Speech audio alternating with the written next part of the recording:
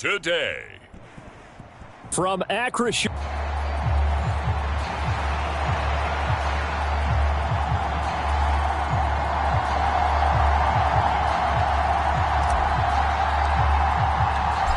NFL season. Off we go in Week 11 on EA Sports. And we will not see a run back on the opening kickoff. This will be a touchback.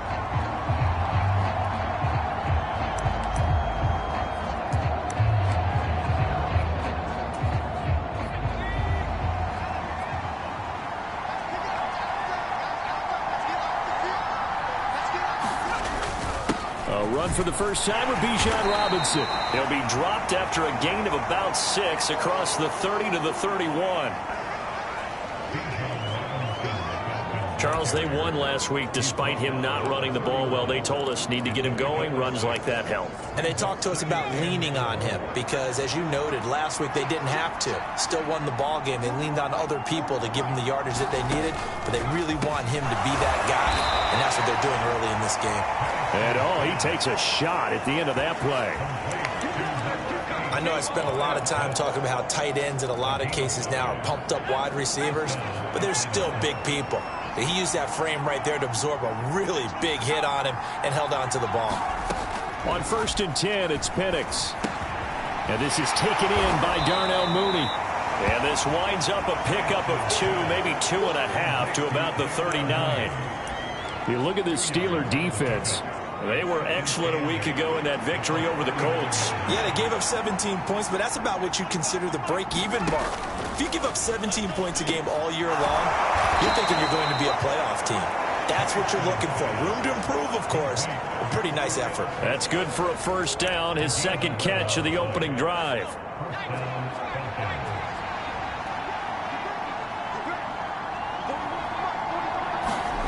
From the midfield stripe, they'll look to throw. That's complete. It's Zay Flowers with it. And he gets this inside the 35-yard line. Another nice gain, 16 yards there and a first down again.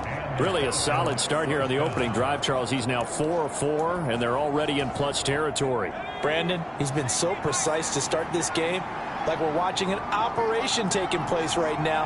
Master surgeon at work. And this one almost intercepted. Not a good throw there. Nearly an opening drive INT. Well, a momentary speed bump there with that throw, partner. The defense had other ideas, and they're trying to mount a small stand before this drive reaches the end zone. Here's 2nd and 10. Throwing again, Penix. Sets up the screen to Robinson. Gave a glimpse of his quick feet, but not a whole lot of space down at the 30. 4 yards the gain, and it'll bring up a third down. They are in need of 6 yards here if they hope to move the chains. Penix on 3rd down. Looking there for Pitts, but intercepted.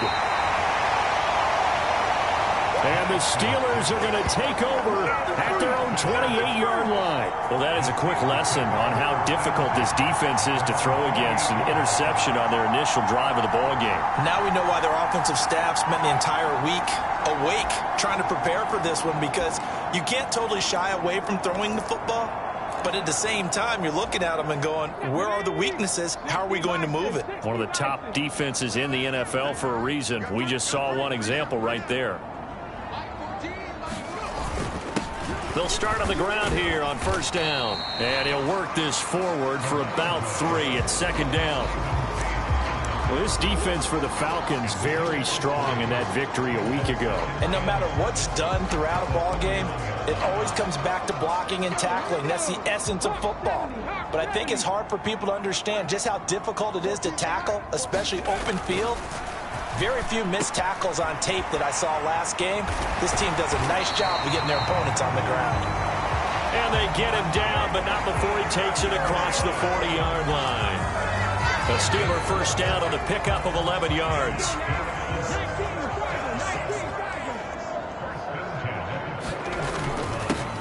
Here's a give up the middle.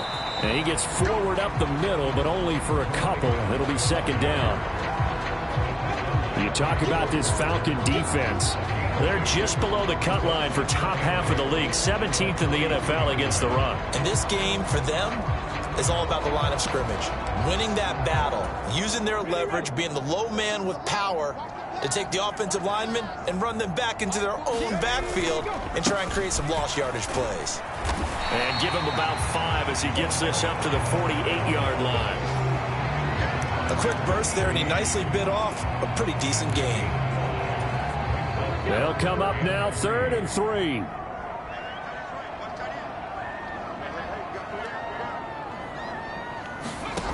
Now Jones. A fight for the football, and it's intercepted. And the Falcons are going to take possession here at their own 47-yard line. So a first interception thrown for him there, and that really not the best decision either. Not at all, and that's something he did not do in their victory last week. No interceptions in that game, but this defense, they're able to take advantage of an early mistake. Now let's see if they're going to turn it into points. And he's free going down the left side. It's a foot race. And they'll have it in the red zone before he crosses over out of bounds. That flag accepted, and it backs the offense up a little bit.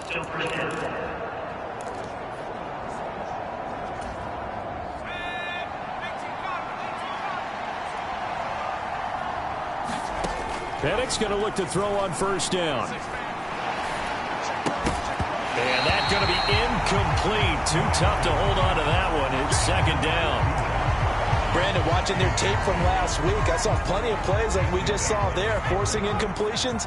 It was key in their win last week. They're hoping the same thing happens this time out, too. Second down and a run by Robinson. He'll be dropped at the 25 after a gain of 6. And there we saw one of the downsides of blitzing during a rundown, because sometimes you get out of your gaps. You don't fit the run quite as well because you're headed towards the ball carrier with abandon.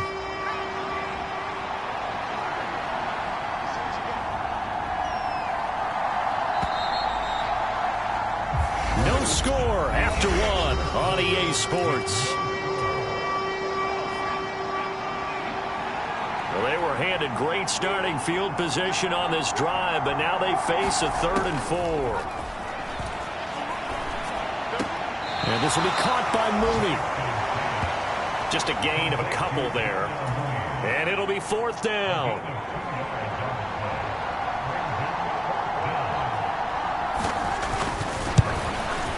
And his kick here is good. And the Falcons are out to a 3-0 advantage.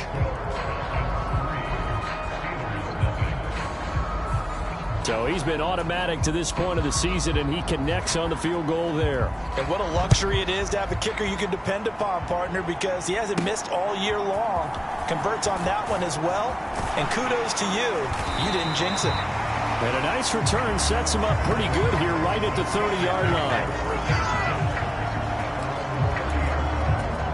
So Pittsburgh retakes the field for their second offensive possession.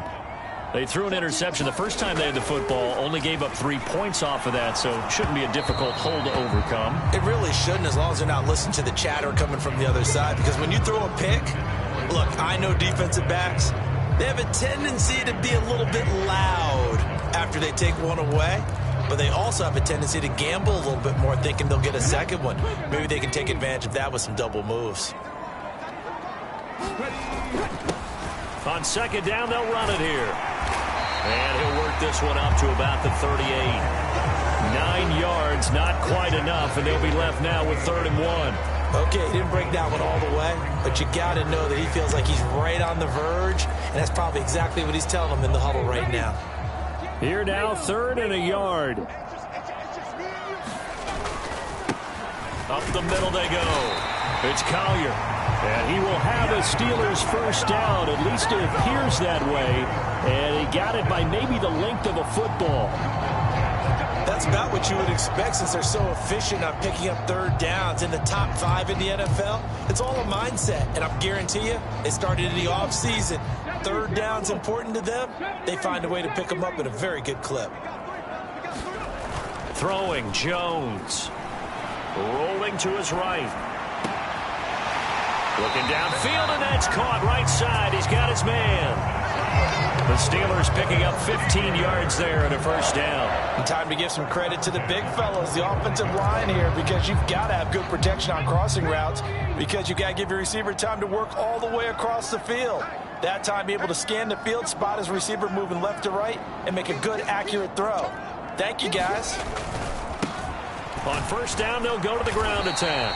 And he'll take this ahead for about 4. Second down coming up.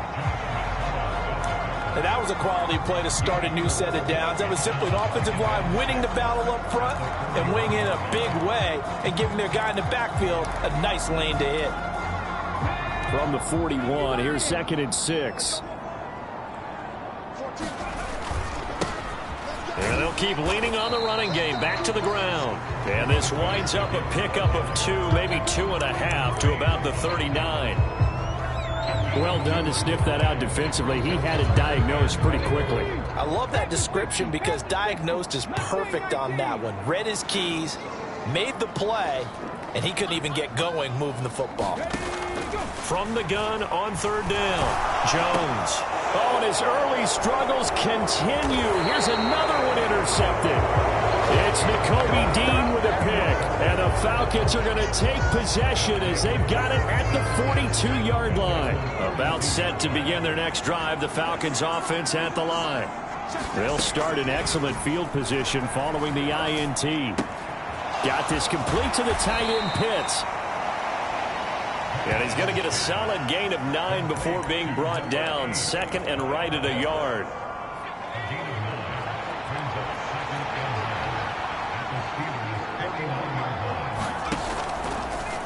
They'll let the QB keep it here off the option. Only a yard there on the keeper, but that's all he needed. First down. So that was all you're looking for on a play like that. Get the first down and keep the drive moving. Yeah, it just looked to me like he just said to himself, I've got this. I'll take it. I'll pick it up, and let's keep moving. Get the first down, get a new set, and let's start over.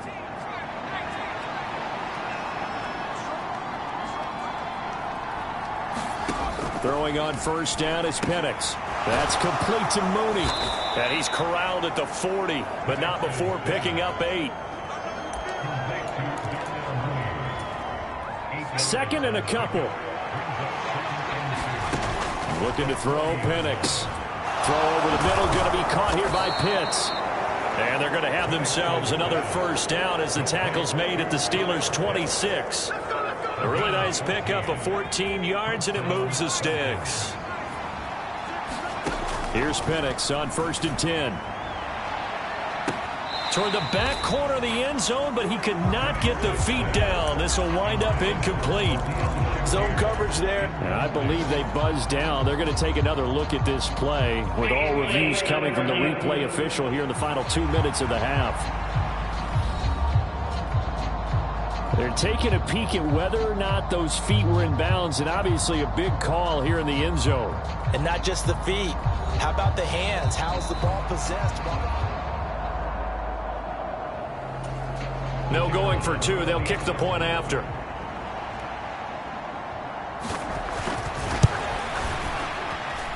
It's up and good, and that'll increase their lead to 10-zip. Atlanta's 11 ready to go, and they kick it away.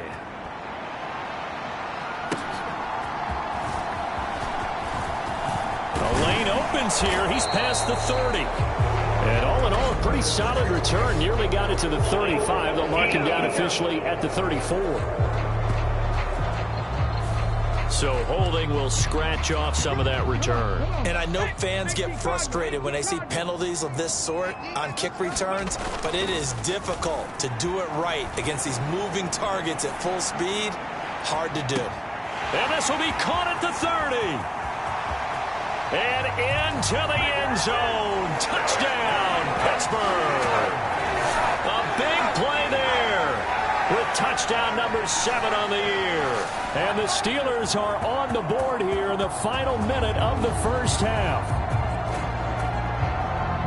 Well, Charles, he's still a young signal caller in this league, 2nd year in the NFL. And I don't know if last year as a rookie if he would have worked through his progressions like he did on that touchdown pass. I think you're right about that. We're seeing him grow up right in front of our eyes because when he went to his primary read, He recognized that they were all over that, so he continued to survey the field, picked up another target, delivered a pass exactly where it needed to be. A very mature play for the second-year quarterback. Point after, right down the middle. And that'll cut it to 3 at 10-7. They certainly made quick work of that, ultra-quick work. One of the fastest drives you'll ever see, just one play resulting in the touchdown. The kickoff unit is out on the field, and they will send this one away.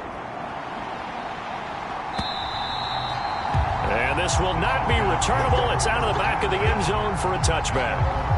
And the Falcons now going to go on offense late in this first half. And with a little under a minute to go, still time to try to put a drive together to add to their lead should they so choose. Penix working out of the gun here. Got his man complete over the middle. That's Robinson. Now the Falcons going to use one of their timeouts as the clock stops here with 46 seconds remaining in the first half. Here's 2nd and 7 now from the 28. And looking to throw, Penix. Short throw caught by Pitts. A pickup of about 3 yards as he's taken down at the 31. The Falcons going to use the second of their timeouts as they stop it here with just under 40 ticks to go in this first half. In search of 4 yards here to pick up the first down. Now Penix. That's out wide here for Robinson. And he is going to have a Falcons first down. They needed 4. He doubled that. He wound up getting 8. Another catch for him there on this drive, Brandon, and it looks like they're going to utilize him out of the backfield any way they can. And that time they pick up a first down. So now on defense, do you assign a man to him and try and cover him before he gets going? Falcons going to use their third and final timeout as they'll stop it with 13 seconds to play in half number 1.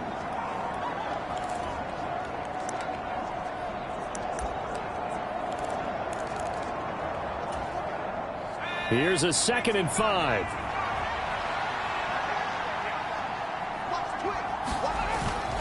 Straight ahead, it's Robinson. On a determined run there as he's going to take this all the way down near the 40. So we've hit past the halfway point of the season and now past the halfway point of this game. We skip halftime and get right back to the action. Set to begin the third quarter.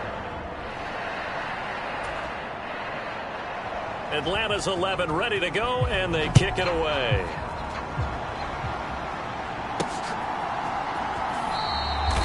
This will be taken in the end zone, and no run back forthcoming, so they will bring it out to the 30-yard line. The Steeler offense now with a football first here to begin the third quarter. Well, out of the locker rooms here they come. Their first drive of the third quarter. And, Charles, they're trailing in this ball game, but we got a tight one set up to be a very entertaining second half. And as we know, partner, in the NFL, there's trailing and there's trailing, right? Sometimes you're discouraged by how much you're down, but in this case, this is a tight ball game, so there's a sense of optimism here. I think they went into half and looked at their play sheet and said, these are the plays we really like. What do you say we use them to start the second half and get us going? So from the 39 now, they'll come up on a 1st and 10. Back to throw. Jones. Going right side here, and that's complete. And he'll be out just a yard or two shy of the 30. Getting it to him in space pays off big time. That winds up going for 31. When they've needed a play this year, he's certainly been the guy to deliver it. As this season has gone on, he's been awfully consistent and sometimes spectacular. Now Jones on 1st and 10. It's Williams on the catch. Short completion, just 4 yards, and it's 2nd down. Oh, it's time to give a little credit there to the defense. They played that very well because it was a drag route, and he ran a little shallower than normal as he worked straight across the field. He was hoping he'd get lost behind the defensive line, but once he made the catch, nowhere to turn upfield and gain any yardage. And pretty good running as he'll be close to a first down at the Falcons' 21. It's a 5-yard gain, but they'll still be a yard short here with 3rd down now looming. Getting had a ton of success here so far, but you get the feeling that he might be on the verge of popping one. Yeah, even on that one, there was a little bit of a hole, but it closed there quickly at the end. So they just need 1 yard here to pick up the first down. On third down, Collier. And he gets this down to the 18, good enough for a first down. A third down gain of 3 yards, and that'll be enough. And that's why you spend a first-round draft pick on a running back. Not for just the fancy runs, but these dirty, gritty 3rd and 1s, 3rd and 2s. That's why you draft him.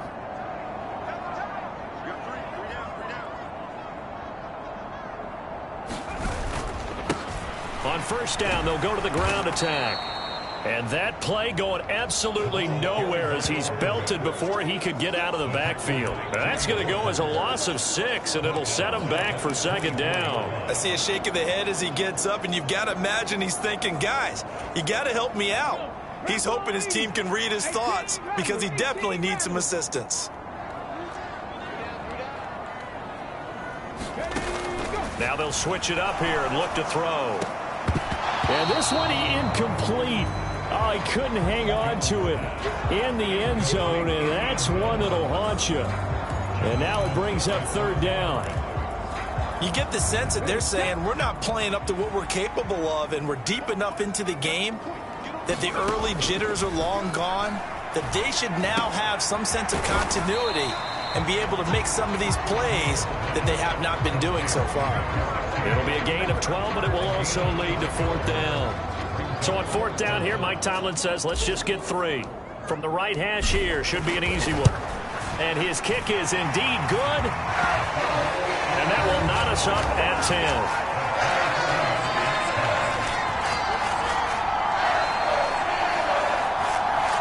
So they've put together a good little drive there, but ultimately stalling out in the red zone. Yeah, I know a lot of people look at it as a little bit of a negative. They didn't get 6 points out of it, right? Didn't get the touchdown. But that's actually okay. They got 3 points, able to give their defense a little bit of rest, let them settle down over there. So all in all, to me, that's a good drive.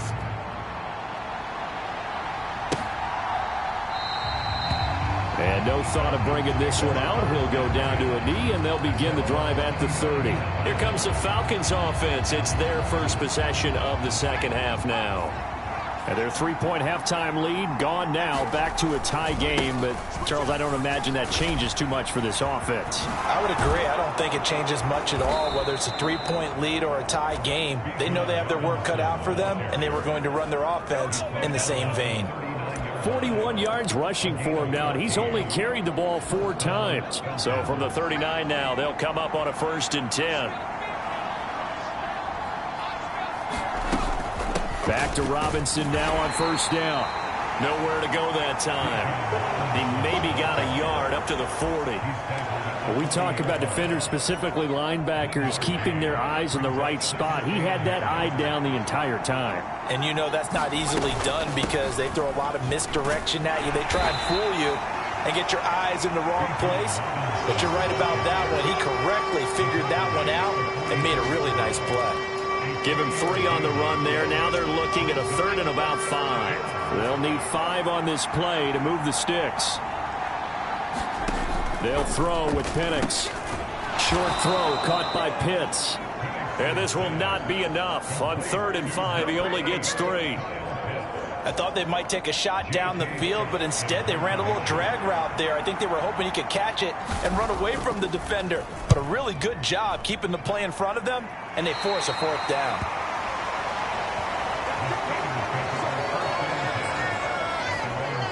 The Steelers offense now, they head back onto the field.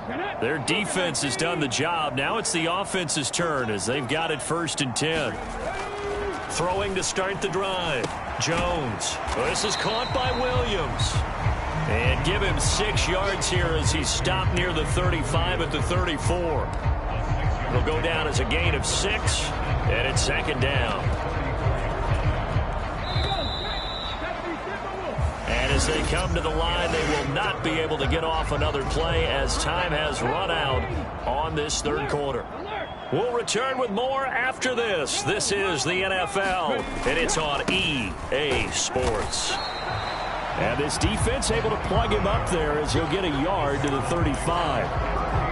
Seems pretty obvious defensively a key was stopping the run game. How have they done it so successfully? To me, it seems that these guys really did a nice job of paying attention during the scouting report meeting. And you know, Brandon, when they do those, they talk about the top plays that these guys like to run. The best runs for the top running back, those are the ones you focus on and want to take away. And they've done that pretty successfully in this game. 12 yards that time at a Pittsburgh first. I got a kick out of that one, partner. You and I talk often about trying to hide receivers in certain situations, but a guy of his size can't really hide him. But the tight end drag route, definitely an effective way to sneak him across the formation for an easy completion and a first down. And he's going to get this all the way down inside the 35. Chewing up big yardage. Another nice gain there. This one goes for 20. They've kept him in check until that run. That's the first time he's really gotten loose in this game. And they have to keep that in mind. Don't dwell on the fact that he finally had a big run. You kind of are counting on that as the game went on. Get back to what you were doing before. Start limiting him again. Now a play fake here on first down. Oh, and that is incomplete. That's some good closing speed there defensively because that looked open for a minute. But that's great work with the ball in the air. Never gave up, converged on his man, and broke the play up. On second down, they'll run it here. And he'll get this down to about the 30, 31-yard line. They do get a couple, but they'll be left staring at a 3rd and 8 coming up. Pretty good little two-play sequence there. You force the incompletion, then a very short pickup. Yeah, now maybe you bring in an extra defensive back or two because you want to try and defend on 3rd down. They like to play those nickel or sub packages, don't they? And if you're thinking field goal from here, it's 48 yards. I think they'd like to get him a little help now on 3rd down and move it closer. Looking to throw. Jones. He's got his running back out of the backfield. And down he goes, taking it inside the 10, just shy of the 5 at the 6. They're able to convert on 3rd down, and that sets up a 1st and goal. Tell you what, he's been able to put the ball in some tight spots all game long. That throw, no different. Yeah, a lot of people would call it a gutsy type of a throw. I think he looks at it as, I can do it, so it's not that big of a deal to me, and I'm going to keep firing.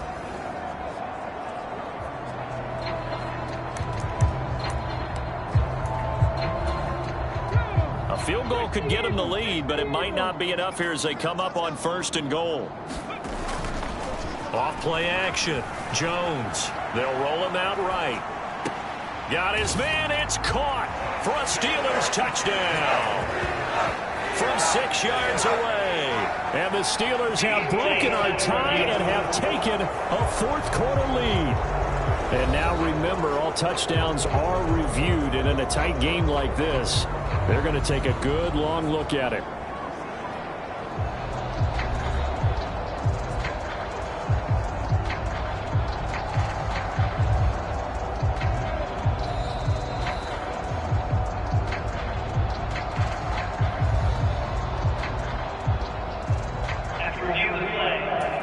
So they called it a touchdown originally, and this will stay a touchdown after the video review, so they had it right.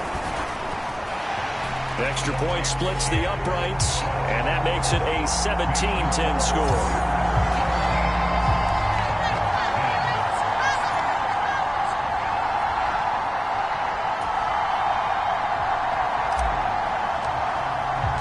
Here's the Steelers kick team as they'll boot this one away. And they will not get a chance to return this one as it's through the end zone for a touchback. Here comes the Falcon offense now as they get set to take over here. And now they'll look to answer working from behind. And remember, this offense has sputtered yet to score here in the second half. They'll need to change that here. And he'll be taken down right there at the 38. Solid way to start the drive. 13 yards, picking up the first. So here's a 1st and 10 at the 38.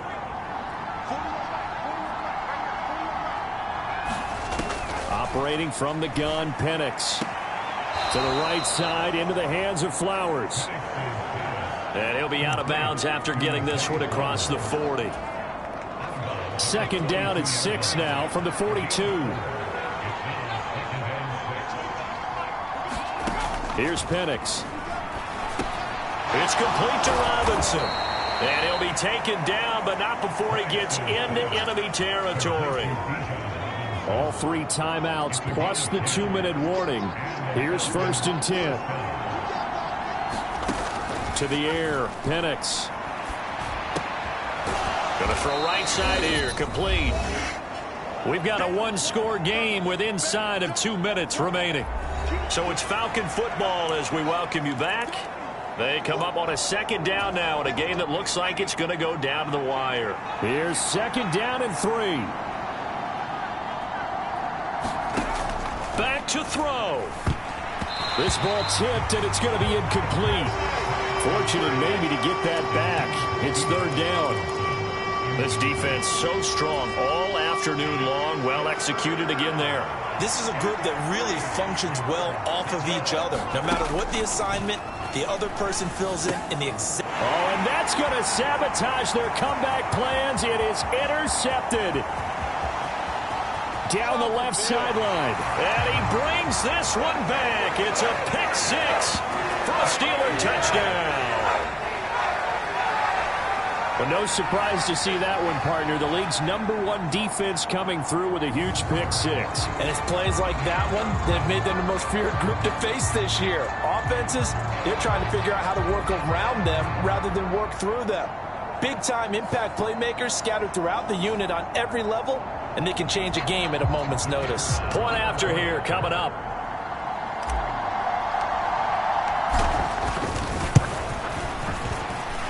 And the lead is up to 14.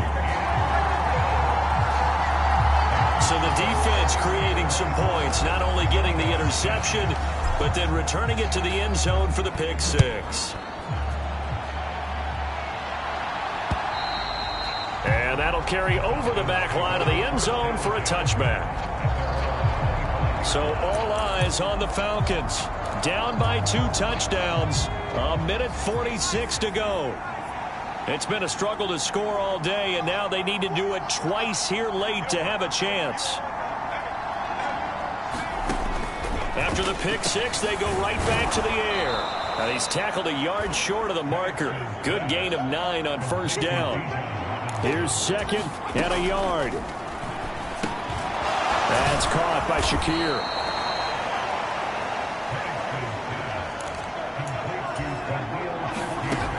Back to throw now on 1st down. That's caught by Pitts. We'll put that one in the win column for the defense. Trying to contain tight ends in the passing game is so difficult nowadays, but they did in a big way there. Throwing on 2nd down, Penix. Here's a screen for Robinson. And he'll be out of bounds after getting this one across the 40. Good reactions there defensively. That screen was a little slow in developing, and they shut that one down with little gain. Big play looming here. This is 3rd and 7 with a crowd on their feet. To throw again is Penix. Pass taken in by his big tight end.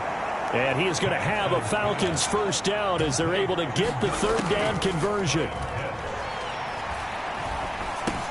And a dump off here to Robinson. They'll come up now. 2nd and 9. Now the Falcons going to use one of their timeouts as they get it with 26 seconds to go in the football game. They'll come up now on 2nd down.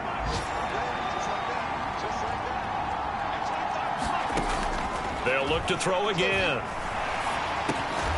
And he will find his man on the end route. Complete. And the crowd a major factor now. Here's 3rd down. Work in the middle of the field, and he's got a man complete. And he's going to have a Falcons 1st down as they're able to get the 3rd down conversion.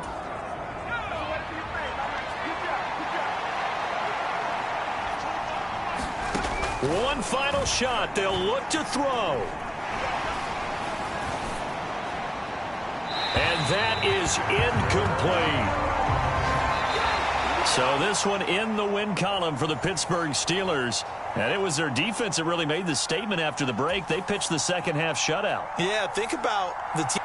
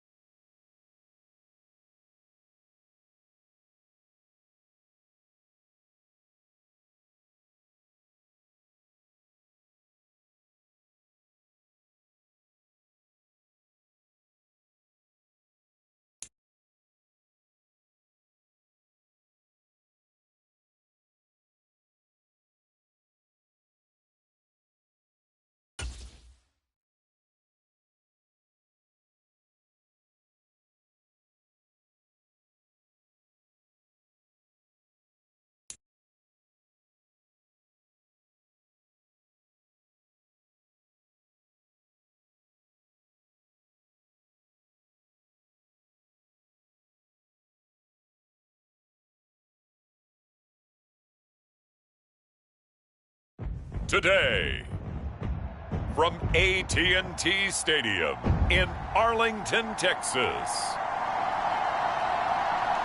It's a special Thanksgiving Day presentation of the NFL on EA Sports.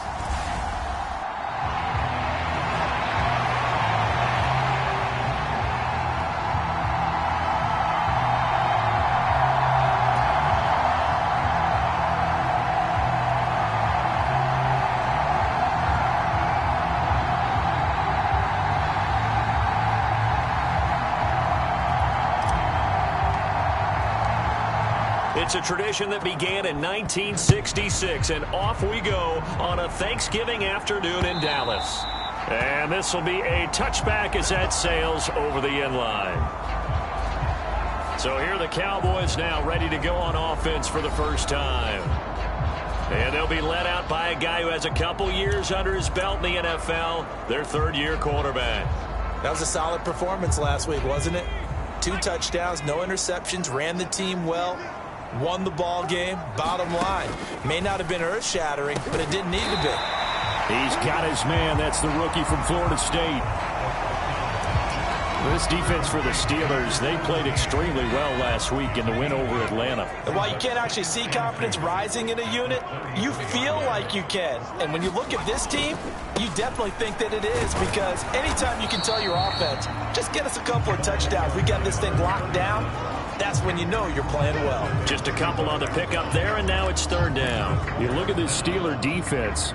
They played extremely well last week in the win over Atlanta. And while you can't actually see confidence rising in a unit, you can tell by this team, all right? Anytime you can tell your offense, hey, just get us a couple of touchdowns, we got this thing locked down, that's when you know you're playing well and you're carrying your team along. A gain of 8 and a first down. Many different ways to create space, but on that play, he did it with that big, wide body of his. Didn't get a whole lot of yardage on the play, but it did what it was supposed to. Pick up a first down. And he'll get this one across midfield and down into Steeler territory. These are his numbers from last week's contest. 15 carries, 51 yards. And even though it's a short week, running backs love when they're in a groove, and that's exactly where he is right now. He's hoping to feast a little bit more here on Thanksgiving.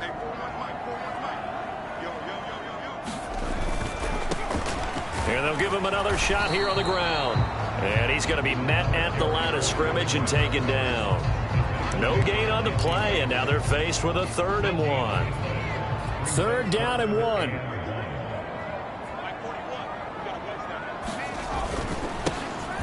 Now a handoff running through the middle. And he has the first down yardage before they bring him down right at the 45. Give him 3 yards and a fresh set of downs. Counting down toward the midway point in quarter 1. They run the option here on 1st and 10. And he probably should have given that one off, as he's going to get hit and taken down behind the line. Call it a full 3 yards in the wrong direction there. Brings up 2nd down. This defense is a difficult one to prepare for, one of the best in the league. They'll come at you from all angles, and they did a nice job there stopping him for a loss. 2nd and 13. There's a short one taken in by Otten. Call it a gain of 6 on the play. 3rd and 7 now.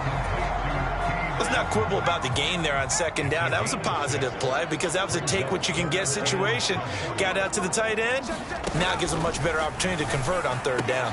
He's got his target. That's complete. And they're going to have themselves another first down as the tackle's made at the Steelers' 18. That one good for 24 yards.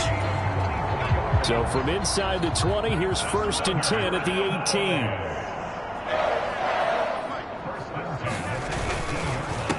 One back in the backfield, he'll get the carry. And he'll take it into the end zone for a Cowboy touchdown. A great play there. With his 4th rushing touchdown on the year. And the Cowboys get the upper hand as they're on the board first here this afternoon. Extra point right down the middle. And it's now a 7-0 game. Set now to kick this one away, and off it goes.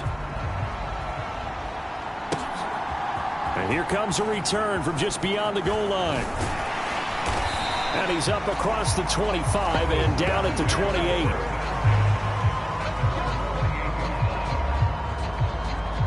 So here are the Steelers now to take over for the first time. And they will be led out by their signal caller in his second year in the NFL now. Well, he did go 2-2 in the last ball game. Well, actually, he went 2-2-1, with the one being the victory. Yeah. That's the bottom line there. But wasn't it funny at practice? He threw one when we were watching, threw an interception, and the defense got on him a little bit, good-naturedly. But they're letting him know, you got to cut down those interceptions. We can't bail you out all the time. Yeah, 2 touchdowns, 2 picks. But as you said, they got the win in that effort last week. He'll be hit down at the 33, 5 yards on the play. The numbers for him from a week ago, 11 carries, 56 yards. And even though it's a short week, running backs love when they're in a groove, and that's exactly where he is right now. He's hoping to feast a little bit more here on Thanksgiving. Now 2nd and 5. There they'll keep leaning on the running game, back to the ground. And strong running there as he's across midfield and down to the 49. The Steelers able to pick up 18 yards there. That was good, tough running right up the middle. And if the defense can't penetrate and make him slow his pace or change direction, that's often the end result. On first down, they'll go to the ground attack. And down to the 44, 5 yards that time.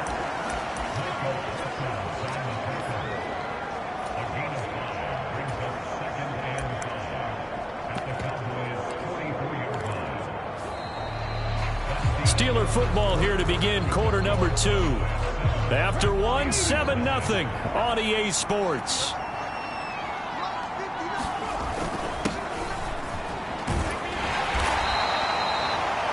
That one, a first down pickup of 8.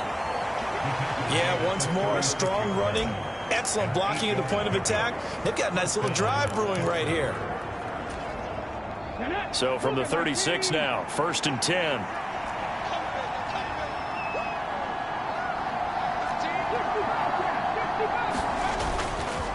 Off the play fake. Jones eluding the pressure right. That is caught right at the 10-yard line.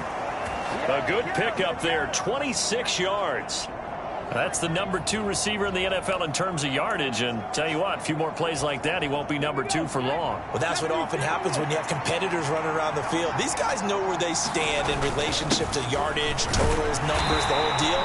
And let's face it, all of them, they all want to be number 1. Give him 5 on the carry there, and it'll be 2nd down. And when you get good yardage like that on first down, it really does a whole lot of good for your entire offense. But I love the way he's finishing those runs. At the end of things, he's making sure he gets just a little bit extra. Now 2nd and 5. Snap will come from the 6. And they'll give him another shot here on the ground. And he's dropped just before the line to gain. 4-yard pickup leaves him with 3rd and 1. This will be play number 8 here on the drive. It's 3rd and a yard. They'll try and run this one right up the gut. And he's in. Touchdown, Pittsburgh. A great effort there with touchdown number 7 on the year. And the Steelers are within an extra point of tying up this ball game. Point after, right down the middle. And we are tied at 7. Each team's had it. Each team has scored. 7-7 here as the kick's away. And the returner down to a knee, and this will come out to the 30-yard line. Second drive forthcoming here for the Dallas Cowboys. They are riding a 2-game winning streak into this Thursday nighter. How easy is it when you're on a roll to stay on a roll given the quick turnaround? Well, you would think it'd be pretty easy because everyone's locked in practice and meetings because everyone feels good about themselves. And for coaches, this is where they have to tell themselves, don't add too much. Don't worry about game plans as much as players. So look at your play sheet and think, give it to the guys who play best and don't worry about the rest of it.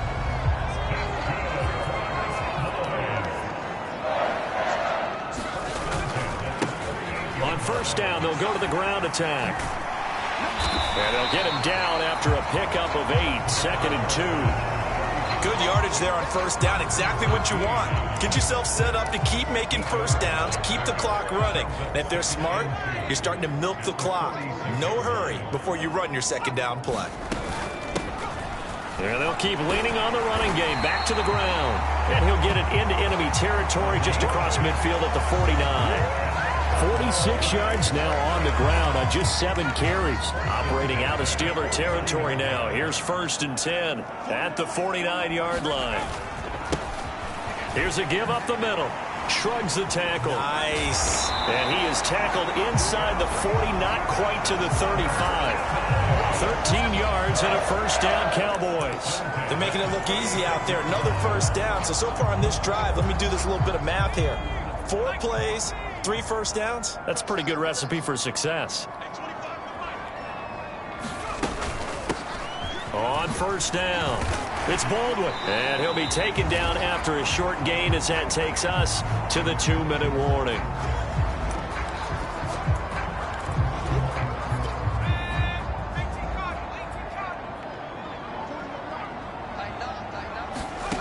Here's a 2nd and 7.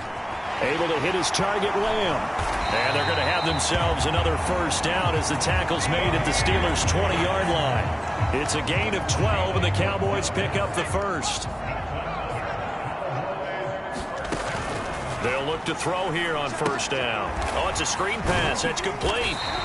And he'll take it down here just shy of the 15 at the 16-yard line. They'll get 4 there out of the screen, and it's 2nd down. Boy, that one was well read defensively. And this is all about diagnosis as a safety and being decisive because he saw it setting up in front of him, able to knife through there and make the play. That's to the sideline and incomplete. I'm really liking what I'm seeing from this defense because their coverage has been playing at a shutdown level so far. Even backed up late, they're forcing incompletions and fighting to keep them out of the end zone as the first half winds down. And they'll be in search of 6 yards here on 3rd down. This is now the 9th play of the drive. Able to find the open man. That's complete. And they will touch him down, but not before he gets the first. Now a timeout called for by the offense, as they'll stop it with just over a minute to go before halftime. In the slot on the right is Graham. They'll stick with the passing game as he looks to throw. And that is caught. Touchdown, Cowboys. From 4 yards out. And the Cowboys will take the lead here in the final minute of the first half. The extra point splits the uprights, and that makes the score 14-7. So the drive goes 75 yards, 10 plays, and it's capped off with a Cowboys touchdown. And this one fielded in the end zone. It won't be returned, so it'll come out to the 30. The Steelers taking over now late in this first half. And with just under a minute to go, they might try to think about mounting a drive here if they can and get in the end zone. Could potentially tie this game up. It's caught inside the 25. And he's going to be out of bounds inside the 25-yard line. A big play there just before halftime. 51 yards. And what great recognition between a receiver and his quarterback, because he's going to recognize the trouble, and then he has 2 options. Cut off the route and come back to help, or head straight down the field, and he chooses the latter, and it turns into a huge play. Now the Steelers use the first of their 3 timeouts, as they'll stop it with just over 40 seconds to go in the first half.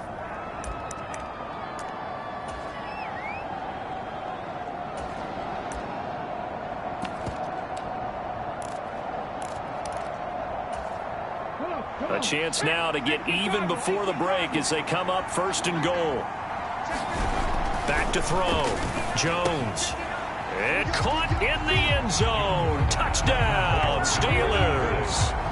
A 2-yard touchdown grab. And the Steelers are an extra point away from tying the ball game here in the final minute of the first half. Extra point right down the middle. And that is going to tie our game as we approach halftime.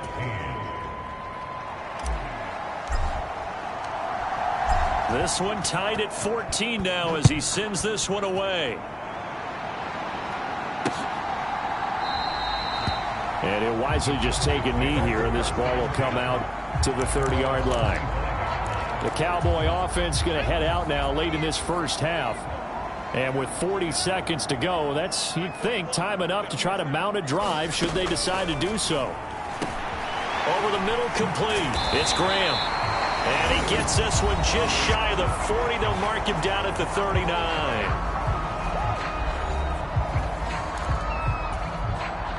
So from the 39 now, they'll come up on a 1st and 10.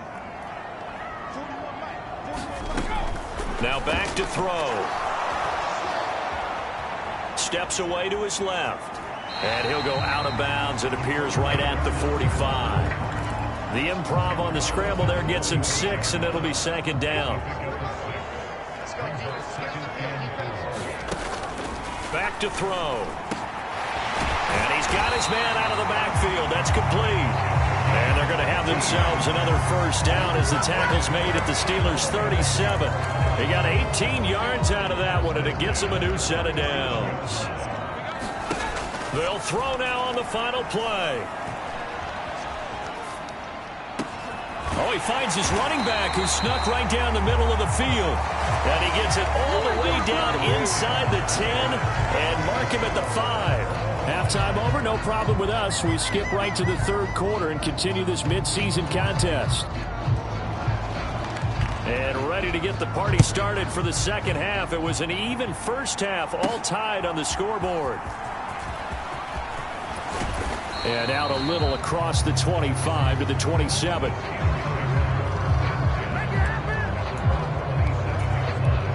The Pittsburgh offense at the line to start their next drive. Well, the first half, very even. I mean, really, in all facets, this ball game tied, Charles. So as we start the 3rd quarter, curious to see what the 2nd half brings us. Certainly am. I'm with you on that one. And we all know a lot of coaches from the NFL all the way down to the Pee-wee level. They love to spin it to their teams. Hey, we're starting a brand new, shorter ball game. It's all even. Let's go out and seize it. This is ours. On 2nd down, they'll run it here. And he's got some space here. And he'll be out of bounds just shy of the 40. Good yardage as he rumbles for 24 and a 1st. Got to give a nod of appreciation to some of those guys up front over on that left side. Several key blocks sprung him. No appreciation for the guys from the backside that didn't allow any leakage, anybody to run him down from the backside. They're at the kids' table. Okay, so front side guys good, backside guys, that's what you're supposed to do? I've had better. Okay, either way, worked out quite well, didn't it? A nice sizable gain. Brandon, 5 yards on that run. Let's get back to the huddle and make sure if you're a back, you spend time with your offensive line and give them credit. Hard to move those 300-plus pounders at the line of scrimmage, and they did for a significant chunk of yardage. And he's got this pretty close to a 1st down at the Cowboys' 31. Pretty good job defensively. Thought he was going to get it, but they knew where that marker was, and they stopped him just short of it. What it does is emphasize that strategic football and situational football is not just played on the offensive side, is it? Defense understanding, as you noted, where the 1st down marker was and making sure they didn't get there. Jones now. Off play action. Buying time to his left. Oh, he had him. He was open, but he couldn't get it to him. It's incomplete. When you're a capable runner, oftentimes your quarterback coach, your offensive coordinator, they love to see you break the pocket and go ahead and take off. I think he could have gotten vertical and picked up something there. Instead, he pushed it downfield. Incomplete. And he's got the 1st as they'll bring him down at the 28-yard line. Just a gain of 3, but they'll certainly take it as they convert on 4th down. They only needed about 4 or 5 inches there, relied on the big guys up front, and got it done. Yeah, this is the time to just go ahead and hit it straight ahead. No juking, right? No movement. Nowhere to turn here, and he's going to go down. Back at about the 37-yard line. That one will set him back nearly 10 yards here on 1st down on the sack. So 2nd and long, and got to be careful not to fall out of field goal range.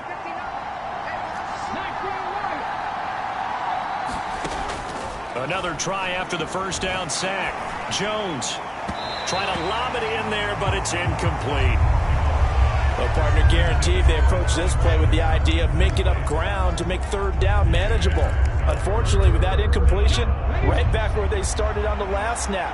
Now they need a big third down play in order to pick up the yardage needed. It's a short one here, complete to his tight end. They do get 18, but even that won't be quite enough. It's fourth down. And that big gain may just change the thought process here on fourth down. I think in the red zone, they might now consider going for it on fourth down. Jones throwing on fourth down. And it's incomplete. They cannot convert, and they turn it over. Mike Tomlin takes a shot here, but to no avail. And this 10-play drive winds up yielding nothing. Let's go deep, tighten up. Let's go deep, tighten up. 41's coming. 41's a mic. They'll try and start this drive in the air. He'll find Lamb. That's complete. So the completion good for 7 there. And it'll be second down. And his play caller does a nice job of giving him an easy throw to start this drive, and he takes advantage of it. The completion sets up a manageable second down. Now they show jet sweep, but instead a run up the middle here. And this is going to be a Cowboys first down as he's got this up to the 35-yard line. That's a good, nice, crisp run for a first down. I wonder if the defense might have been loosened up a little bit, maybe anticipating a pass instead of the run that they got. On first down, he'll drop to throw. And nowhere to fit that football in. It's knocked away and incomplete. To give you an idea of how accurate he's been throwing the football, we're in the second half. That's just his second incompletion. Well, if he's that locked in, that means everyone's locked in, because to me it's like throwing a no-hitter in baseball. The pitcher may get the credit. A lot of people making plays behind him in the field. 14 yards, good for a Cowboy first down.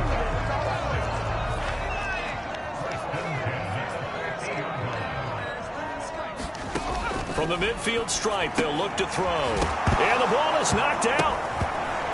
And it's picked up by the Steelers.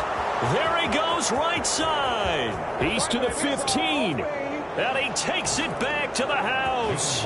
A fumble recovery for a Steelers score. So many times, tight games decided by one big play. A lot of times, of course, it's the offense. Here, it's the defense coming up huge. And you know, head coaches walk around locker rooms, walk around bench areas saying, guys, somebody make a play. It's a cliche, but it applies here. Point after, right down the middle. And the lead is now 21-14. So not only the cough up, but then the pickup on the other side, the scoop, and the score the other way. The fumble return for a touchdown. And no thought of bringing this one out. He'll go down to a knee, and they'll begin the drive at the 30. And now Dallas gets set to take the field.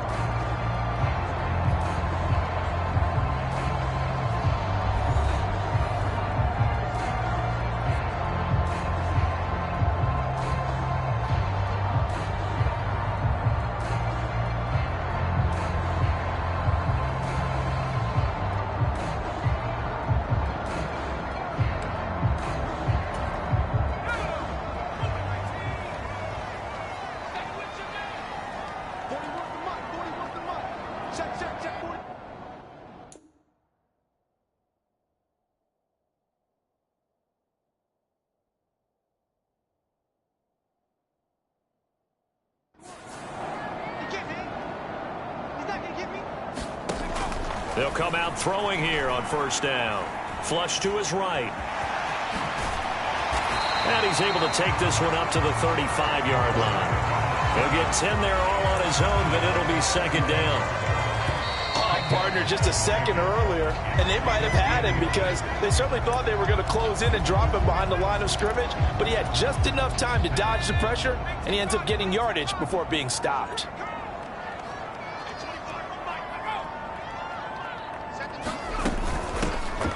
And hit behind the line. He lost the football. It's loose. And it's picked up by the Steelers. And they will take over at the 29-yard line. He has been a workhorse for them in this game, and ball security hasn't been an issue until that point. Yeah, and let's face it, when he's going to carry the ball that many times, he becomes more and more of a target for the defense, knowing that he's going to be the primary guy.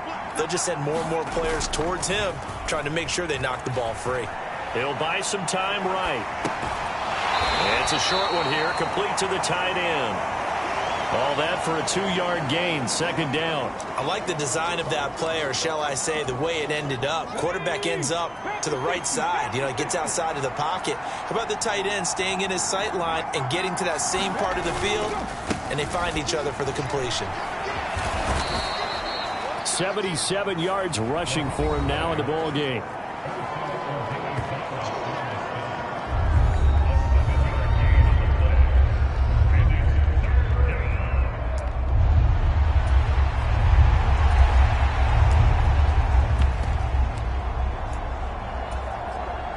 This offense so far on third down, just 1 for 3 thus far.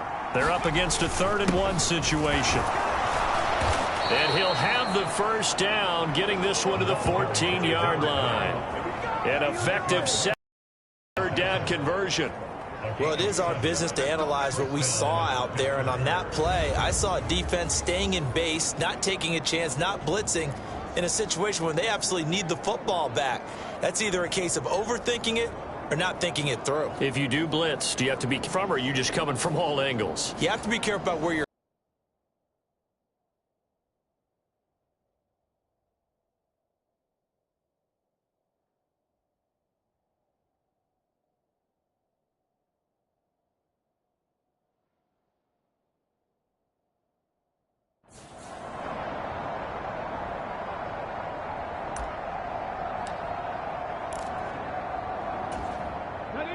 Here's a 1st and 10 at the 14-yard line. Now Jones sliding out of the pocket. And it'll be intercepted.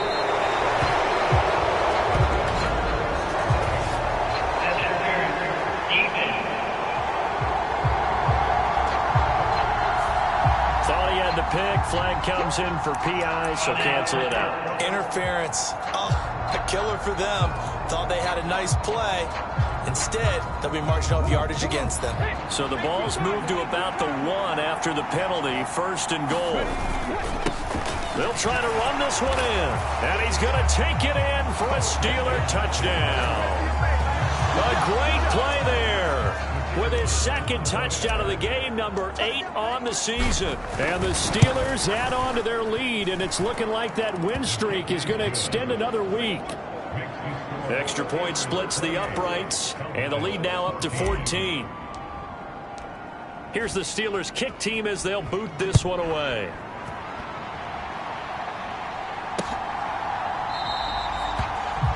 And the returner down to a knee, and this will come out to the 30-yard line. And out now come the Cowboys. They are looking to make a bit of a 180. They are sputtering right now. And frankly, I think it's time to call your playmakers together and say, all right, guys, we're going to lean on you through this patch. We need you to get us back on track and get us going in the right direction. So you're calling plays geared to them. Not necessarily that you look at your plays, oh, this hurts the defense. I want the ball in the hands of X, Y, and Z and see if we can move forward. So don't get too cute. Go to the playmakers. So from the 36 now, 1st and 10.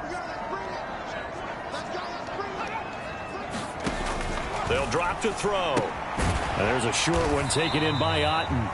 So give him 2 yards there on the completion, and that will bring up 2nd down.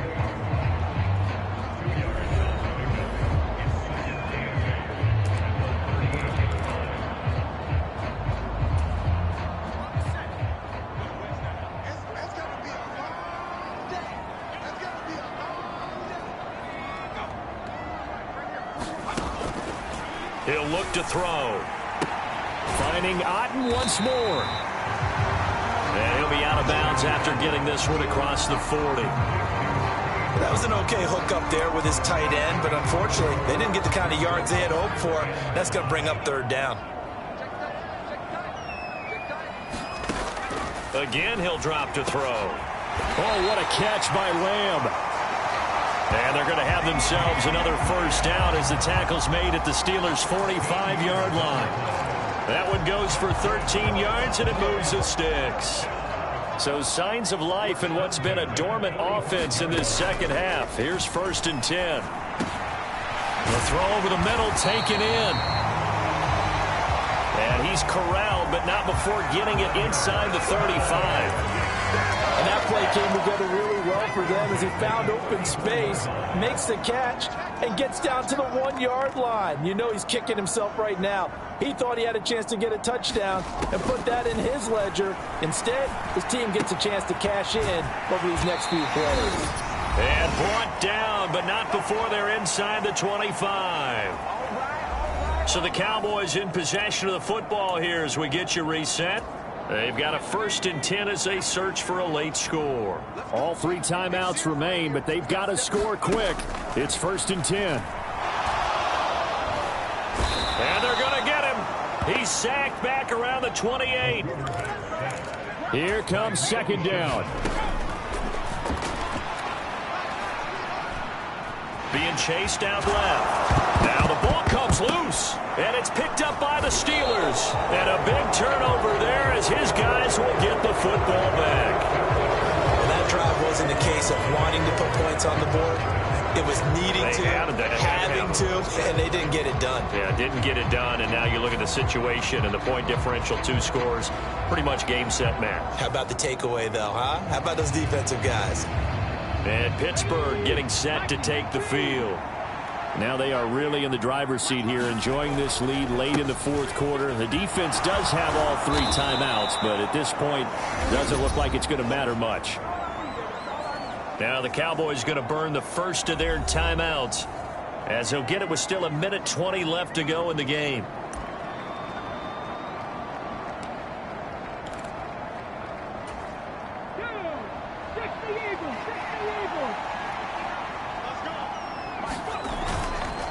Five points of contact necessary at this stage as they'll run on 1st down. The Cowboys going to use their 2nd timeout now. And they'll be disappointed to have to burn one there after giving up the 1st down.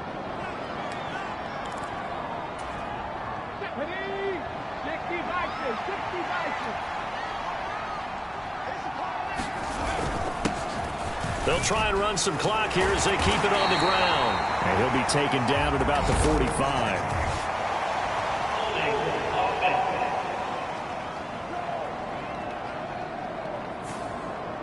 So that time they got the left guard with a hold. And let's face it, in today's ball, you might have that 330-pound guy you're supposed to clear out of there. You might need a little bit of extra help by grabbing the jersey and trying to ride him out. Now here's a throw that's complete. And out of bounds on the other side of midfield at the 45. A big play that time on the catch and run. And it's going to yield a new set of downs. But when you're up by 2 scores in the 4th quarter and you're going to throw the football, expect to see a lot of man coverage, because usually what comes along with man coverage is pressure. So if you're a play caller and you want to keep throwing the football, that's fine. Just make sure your offensive line understands they're going to get additional guys running at the quarterback. The Cowboys signal for their 3rd and final timeout as they get the stoppage with just over 1 minute to go in the game. 2nd and 9.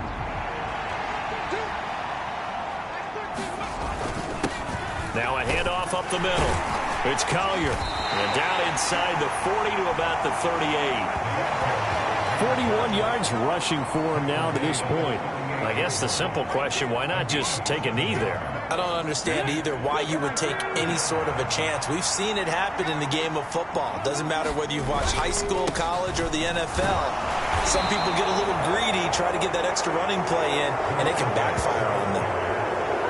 It's a gain of 4, and that should just about seal the deal. I've got an idea. Let's skip racing to the airport at the end of this game. Let's go to the post-game press conference. I have a feeling that the quarterback of this winning team is going to be given a whole lot of credit to the running game and the offensive line. Yeah, I was just going to say the offensive line, yes, carrying the ball has been key, but those guys up front, they've made a lot of space. Running game working. They'll stick with it on first down. And he'll be taken down here, and that is how this one is going to come to an end. So this one in the win column for the Pittsburgh Steelers. And it was their defense that really made the statement after the break. They pitched the second half shutout. Yeah, think about the team that just got vanquished. They did score in the second quarter. Do you think they thought at all?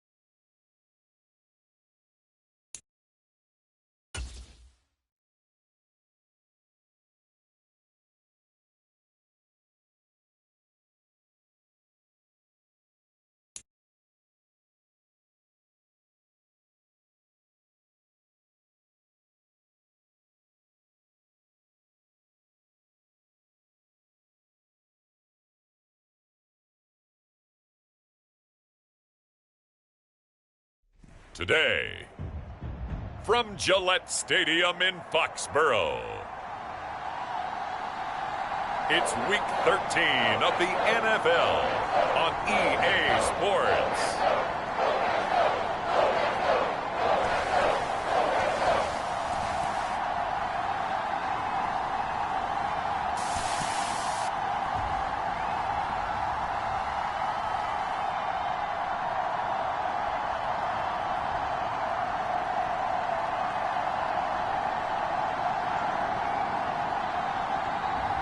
It's the New England Patriots taking on the Pittsburgh Steelers.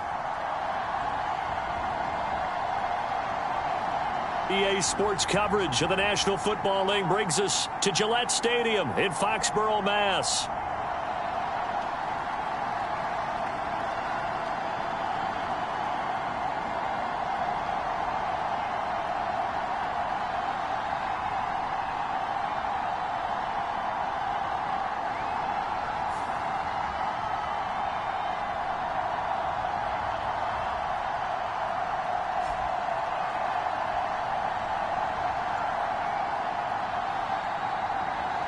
With Charles Davis, I'm Brandon Gaudin. And, Charles, we look at this Patriots team entering play. They come in playing pretty good football. Winners of 4 of their last 6 games. Meanwhile, for the visiting Steelers, the streak continues, doesn't it? They come in here a perfect 11-0. The calendar has turned to December, and we're in the home stretch now as we're underway in Week 13. And the opening kickoff will not be returned, as that will be a touchback. So now the Patriots getting set to take over on offense. And a glance here at the man calling the plays under center, their 6'4" quarterback. And it felt like it watching the game tape. He got everyone involved last week. He was a manager. He really was. That's a great way to put it, because they ran the ball some. They threw it accurately. 1 touchdown pass, so he didn't, break the bank doing that, but he didn't throw any interceptions. That's the bottom line. That's why a defense loves a quarterback like that. Doesn't put them in bad situations.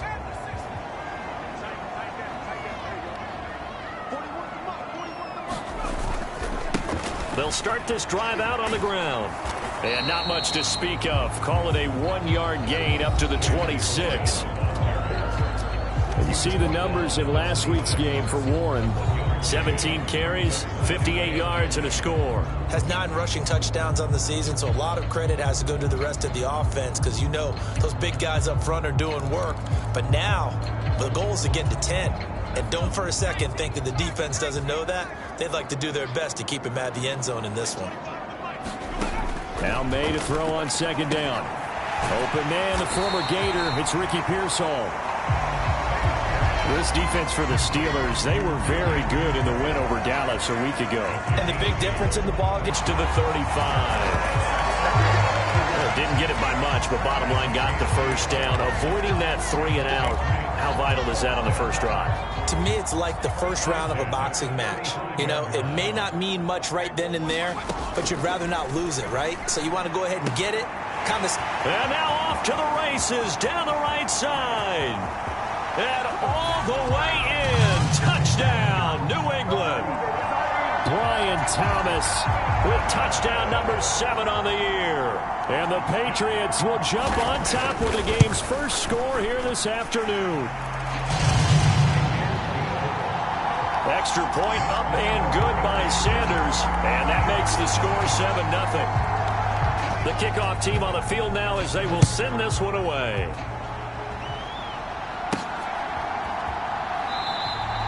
This one fielded in the end zone. He'll opt not to bring it out. A touchback, and they'll begin at the 30-yard line.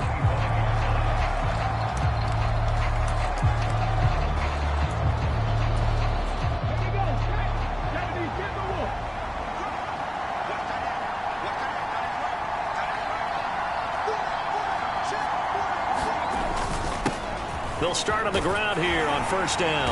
He'll be dropped after a gain of about 6 across the 30 to the 31. A look there at his numbers on the ground a week ago.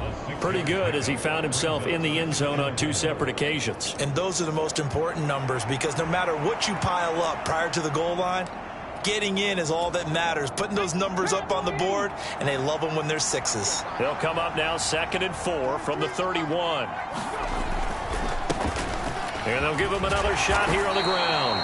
And this is going to be a Steelers first down as he'll take this up to the 38-yard line. And that's a nice pickup of a first down on that second down run. And at that yardage gained, they can run that play on any down. So here's a 1st and 10 at the 38.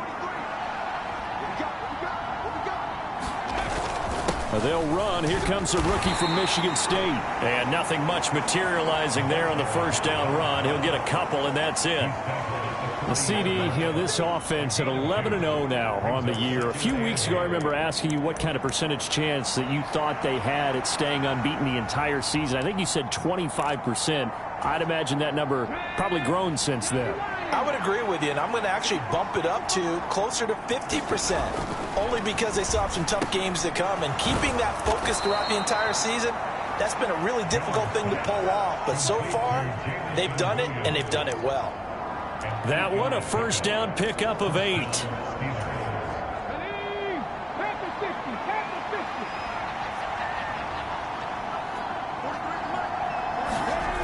Throwing, Jones. Rolling to his right. A throw on the run, but that's going to be incomplete. Well, they've been back on their heels a little bit here on this drive, but a chance to exhale just a little bit there with incompletion on first down. Now they have to gear up, try and get 2 more stops, and escape this drive. One back in the backfield, he'll get the carry. And he's fortunate to get anything from that. Give him a yard up to the 49. You look at this Patriots defense. They enter this one down to the 26th position in the NFL against the run. One thing players always tell us is that they never really pay attention to numbers. I don't believe them for a second. They know where they rank, okay? They're Launches deep. A jump ball, and this is caught. Now a battle for the football. It's caught. It's a touchdown. Jamison Williams. 51 yards. And the Steelers respond to that opening drive touchdown with one of their own. A nice throw there by the second-year quarterback. And I don't believe that was the kind of play he would have made as a rookie, because usually your rookie season is a continuation of your college days. A lot of one read, and if you don't have it, you just take off and go. Now he's settled in the pocket a little bit more, reading the field and getting to a second and sometimes third progression. That was a nice play. Extra point right down the middle, and we are tied at 7. Each team's had it. Each team has scored. 7-7 here as the kick's away. And he'll wisely just take a knee here, and this ball will come out to the 30-yard line. So back onto the field come the Pats for their second drive. They are back over the 500 mark for the season. Got there with a win a week ago, their second straight victory. Well, they've definitely gotten better as this season has gone along, and from what I can tell, they know their roles. Everyone understands how they fit offensively, defensively, and this team now has an identity, and they're playing to it and playing well.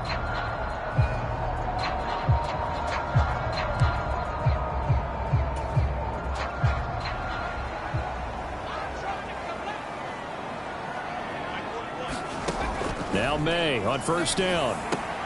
Pass caught by Pearsall. And he'll be out of bounds across the 30-yard line. Well, it's time for them to be good teammates right here.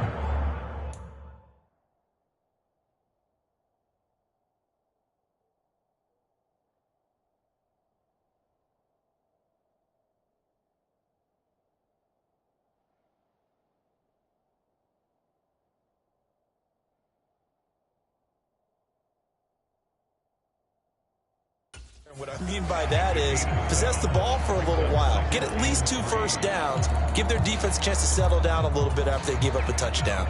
They'll operate from the 32-yard line here, 2nd and 3. Now run straight ahead with Warren. They'll get 3 as the drive continues. It's a first down. Sometimes I get almost mesmerized watching these runners who have great vision. You know, those eyes that carry their feet to open spaces, make people miss. I just love watching those guys go to work. Right back to him on first down. And this defense not giving him anything there. Maybe a yard up to the 36. No doubt about it. A really nice job there by the defense, not allowing him to get to the perimeter. But that means your defensive ends, your outside linebackers, the guys that you pay big money to sack the quarterback, they also have to have interest in the running game as well. And they did a nice job there of holding the point of attack and not giving ground. And he'll be taken down across the 50 at the 45 in enemy territory. A busy first quarter. His third catch of the afternoon is a first down.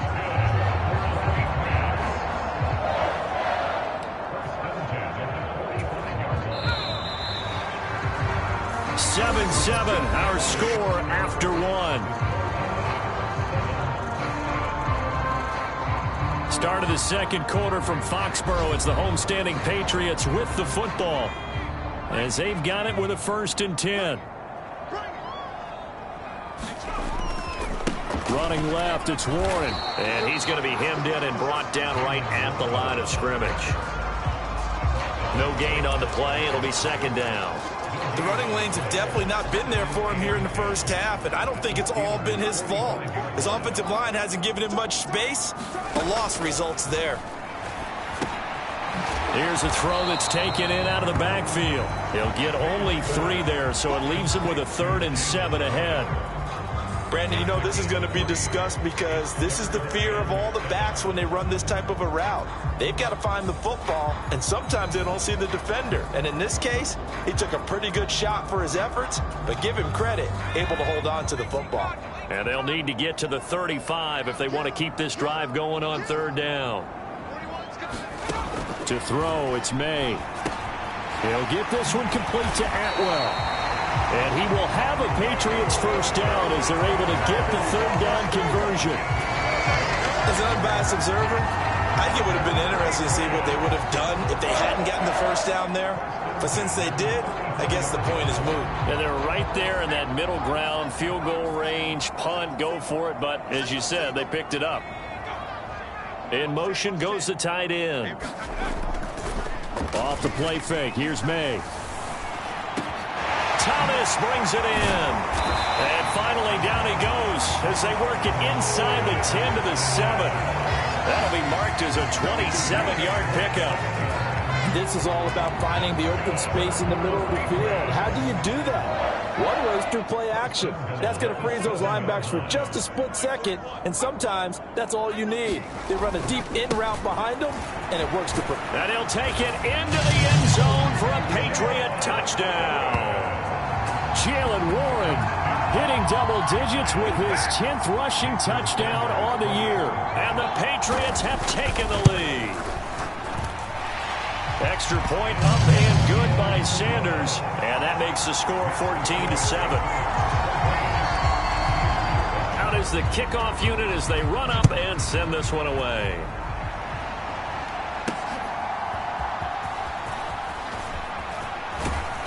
And a nice return sets him up pretty good here right at the 30-yard line.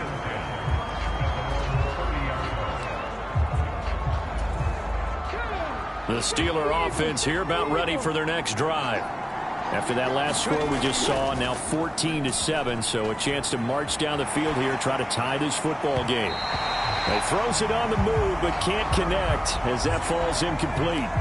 Well, he certainly did a nice job improvising there, extending the play, hoping someone would come open downfield, but they never did.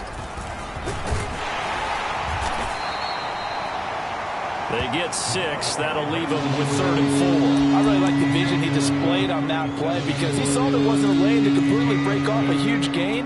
So he found where there was the most space and got what he could. A nice dirty run that's a positive play for the offense.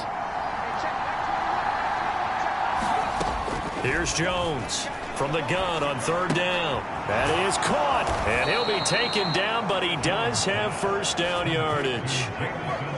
That'll go as a pickup of 8. I don't care how many times we say it, I still get a kick out of watching quarterbacks and receivers do the pass tree in pregame warm-up. But I always remember that when we go to practices, We see that after practices as well. They really tune it up, don't they? They tune it up. They know why they do it for these situations. First down. And they build that trust, and that's why they're able to find him in this type of a situation. So into Pat's territory now. Here's 1st and 10 at the 44-yard line. And they'll run on the inside handoff. And he's going to be stopped at about the 37. Second quarter action with 1:59 remaining.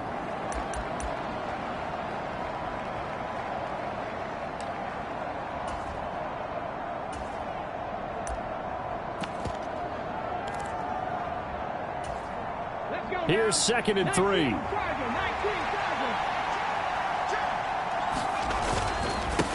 Up the middle they go. Collier, and he gets it down to the 32. A gain of 5, good enough for the first down. Well, you know they had a 3rd down play on standby just in case, but he says no need with that carry. Runs like that will continually earn him more work in this and future contests.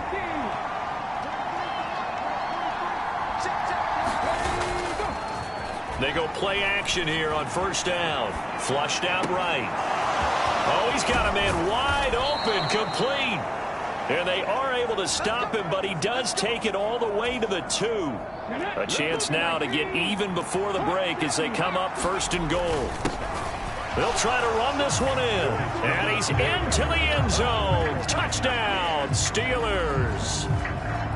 Taking it in from 2 yards out. And the Steelers are an extra point away now from tying this ball game. Point after, right down the middle. And that is going to tie our game as we approach halftime. This one tied at 14 now as he sends this one away. And this will not be returnable. It's out of the back of the end zone for a touchback. New England's offense set to go. It was still more than a minute to go in the half. Time to try to mount a drive. And I would think that they would have to. This is today's NFL. You got to push it whenever you get an opportunity. You could never have enough points with the high-powered offenses that you face. And analytics will tell you, try and score when given the opportunity. Now the Patriots going to use one of their timeouts as the stoppage will come with a little under a minute to go in this first half. They still need about the length of the football here, maybe a little less as they come up on 2nd and inches. They'll throw with May. Over the middle into traffic, and that's complete. Now the Patriots will use the 2nd of their timeouts as they get the stoppage with a little over 50 seconds to go in the first half. So from the 39 now, they'll come up on a 1st and 10. Here's May. Got his man complete over the middle. That's Warren. And he'll be brought down just shy of midfield at the 49-yard line. Now the Patriots moving quickly, hustling up to the line. Over the middle, complete. It's Warren. And he'll be brought down at the 45-yard line. The Patriots will take their 3rd and final timeout as they stop it with 16 seconds to go in half number 1.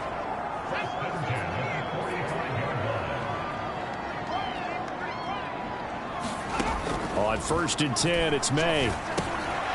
Got his man complete over the middle. That's Warren. And past the 35, he'll be dropped a yard or 2 shy of the 30. A good pickup, but it will come on what should be the final play in this first half. Past the halfway point of the season and now past the halfway point of this game. We skip halftime and get right back to the action. Set to begin the 3rd quarter. And ready to get the party started for the 2nd half. It was an even first half, all tied on the scoreboard. And no fireworks to start the half. This will be a touchback. The Steeler offense ready to get going to begin this 3rd quarter. It's a tie football game here. What do you think, Charles, the message was at halftime? Well, I think that they probably just looked at things and said, we're fortunate that this is a tie game. No need to panic. No need to change a whole lot. We didn't play anything close to our best in the first half, so we don't have to go out and win one for the Gipper. Let's just go out and play our best football and win one for us. They'll come up now 2nd and 4 from the 31. And they'll keep leaning on the running game. Back to the ground. And this is going to be a Steelers first down as he gets it up past the 35. I think we all suspected that they were going back to him after he found the end zone on his last carry. And they kept the positive momentum going there. Another nice run by him. Now a play fake here on first down. Now he's going to let it go deep right sideline. That's caught inside the 20. And he's going to be out of bounds, but not before he gets all the way down inside the 20-yard line. A big play that time for Pittsburgh. 46 yards. Already over 1,000 yards receiving this season. That catch is just going to add to his total. Certainly not resting on his laurels. He's trying to continue to gain as many yards as possible and continue this big season. Now Jones on first down. He's got it to Williams. Down he goes at the 10 with a solid pickup of 8. Simple drag route here, lined up out left and tried to work his way back across the field. You probably saw me twitch there, partner, because I think he wanted the ball a little bit sooner. By the time he looked it in, defender was right on him. 2nd and 2, first down marker at the 8. Now a handoff running through the middle. And the Steelers are going to be set up with a 1st and goal as a nice run there. Gets them down to the 6-yard line. Not too many more ideal situations at 2nd and 2 in order to try and pick up a first down. They ran it and picked it up. They'll try and run for it on 1st and goal. And he gets him a little bit closer. He takes it from the 6 inside the 5 to the 4.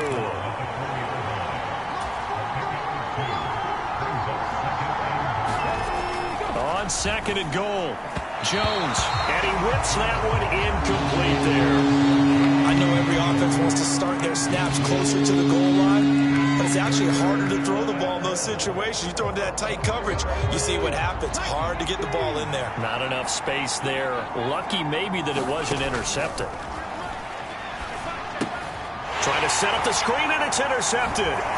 Picked up by the Michigan man, Jabril Peppers. And the Patriots are going to take possession here at their own 16-yard line. So it was a drive that had real promise here to begin the 3rd quarter, but ultimately derailed by the INT. And that was the position you wanted to be in. Coming out to start this 3rd quarter, get a nice drive going, looking for the end zone. Possibly got a little bit too greedy right there. They'll start this drive out on the ground. Knifes his way forward here, but just 3 yards on the play. 2nd down. Well, they're hoping that the second half is better for him than the first half. They've got to find a way to get him going. He's a big part of their offense. A handoff for Warren. Stopped at the 24-yard line after a gain of 5. Running lanes were at a premium in the first half, but he's able to find some room there, and he's hoping that that's a precursor of a big second half. On the give, it's Warren. And he got blown up on that play. Back at the 20. A 3-yard loss. 4th down now. Sometimes with the running game, you've just got to stick with it. Look, it's the 3rd quarter. No time to panic. But that also doesn't mean you just do it the same way you've been doing it the entire ball game. Maybe change up some blocking assignments or run a few different plays, but stay with the overall essence of the running game.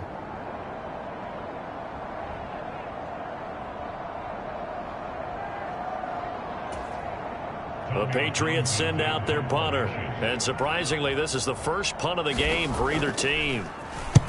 And the win last week punted 4 times as this one's away. Taken in at the 22. A great return there of 22 yards. And the Steelers will go on offense here, 1st and 10. And Pittsburgh getting set to take the field.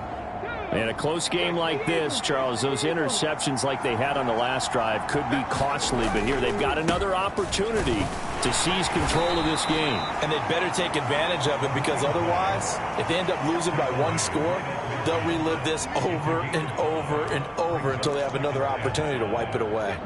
2nd and 5.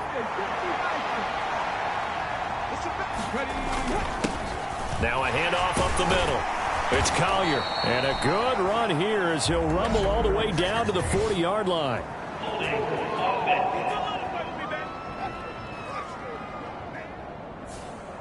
All right, so they got that one, Charles, against the center. And let's remember how difficult it is for the center, because remember, he's got to snap the ball to put the play in motion, and sometimes you got that big guy on your nose. You got sometimes where he's coming at you at an angle. It's a difficult job for him to snap the ball and then execute his block. That one complete. It's tanked down. And he's able to get this one down to the 40-yard line. First target, first catch, and a first down. Brandon, so many times we see the crossing route start as a quick hitter, but in this play, he had time in the pocket and waited for him to clear going across. Let's go now. 19 Tiger, 19 Tiger. On first down, they'll go to the ground attack. On a nice burst there as he'll take this inside the 30 to the 28-yard line. 60 yards rushing for him now as he's run it 11 times. Well, CD, a lot of times like to separate speed and quickness, and they've got a back that's both. We know that he's fast in the open field, but, man, his first step is so quick, too. It is something, isn't it? Because you think of that type of speed getting to the perimeter and turning upfield, but also when you run those inside runs, he can get into the secondary so fast the linebackers don't have a chance to react. 3 quarters in the books. We'll return with more after this break. You're watching the NFL on EA Sports. Now a 2nd and 10.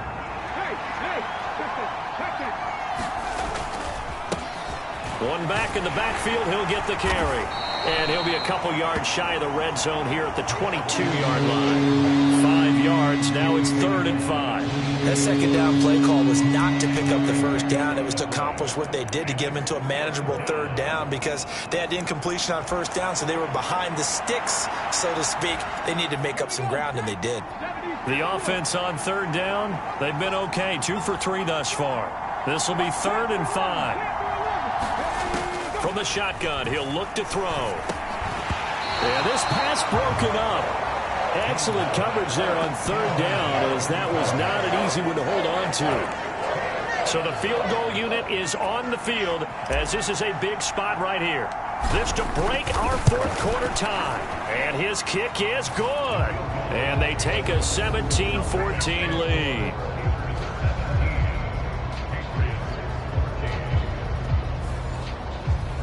So he waited on the sideline for his first chance in the ball game, and it didn't come until the 4th quarter, but he connects there. A big one to give him the lead. Boy, you talk about coming in cold. I don't care how many times you kick it into a net. You're not really ready when you go out there and all that beef is coming at you trying to block the kick. Big spot, and he delivers. New England trying to get a place on offense. And now they find themselves trailing following the field goal. Still a good amount of time in this 4th quarter, but this drive very well could determine the outcome of this ball game. Now a throw over the middle, and he's got it to start the drive. And that's good for a pickup of 10 yards. And they'll be left with a 2nd and about a foot.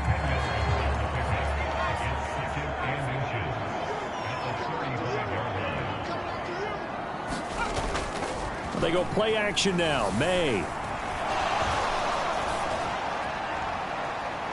And it's incomplete. Took a shot, couldn't connect. Not only did he have a chance to scan the field there, it felt like he had a chance to scan it twice. The protection was that good. Unfortunately for him, the coverage downfield, equally good.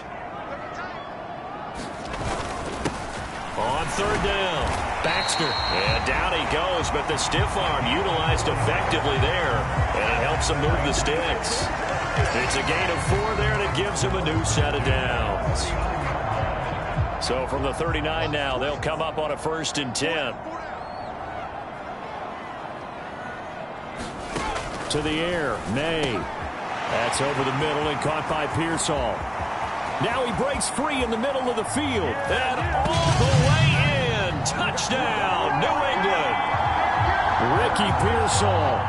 61 yards. And the Patriots use the defensive breakdown to take the lead away here in the 4th. Extra point up and good by Sanders. And that will make this a 4-point game. The kicking unit out for the Patriots as they send this one away. From a couple yards deep, he'll bring it out of the end zone. And he'll take it up past the 25 to the 26-yard line. Come on now. Let's do this. The Pittsburgh offense at the line to start their next drive. We certainly have a good one on our hands. They're trailing after that last touchdown, but now a chance for this offense to try to snag that lead right. That's caught at the 25. A big play that time for Pittsburgh. 55 yards. In our pregame meeting, all they talked about was keeping him hemmed in and wanting him to make his throws from the pocket because they knew he was pretty dangerous if he got outside, and he just showed it right there. Pretty good arm, too.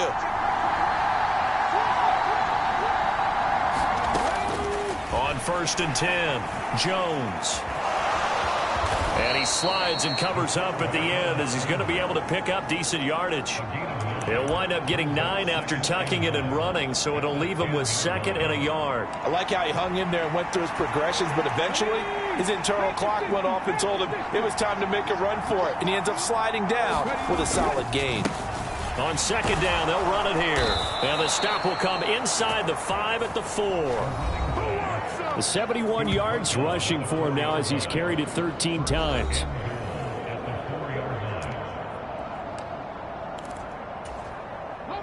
Now 1st and goal.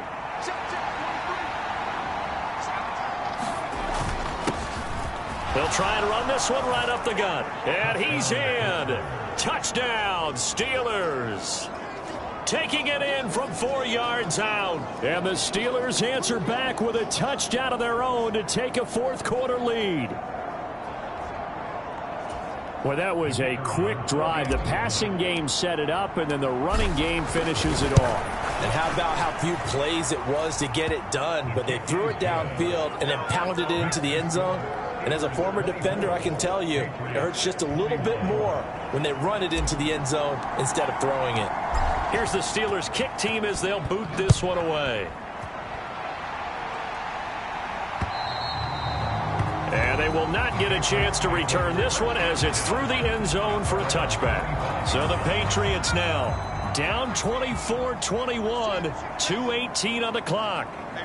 Plenty of time here. They've got 3 timeouts and the 2-minute warning as they've got it 1st and 10. And he's upended at the 33 following a good pickup of 8.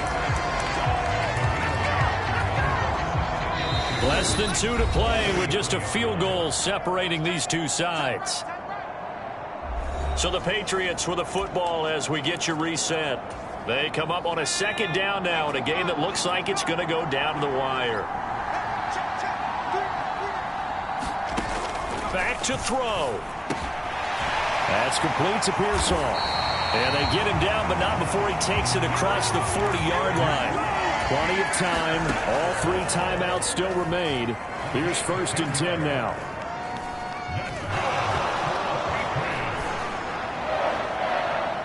And that's caught inside the 30. And finally marked down at the 23. Looking left side, and he's got a man. That's Warren. And down inside the 15, shy of the 10.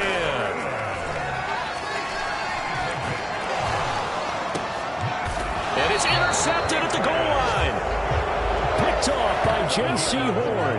And the Steelers have just about sewn up this football game. And Pittsburgh getting set to take the field.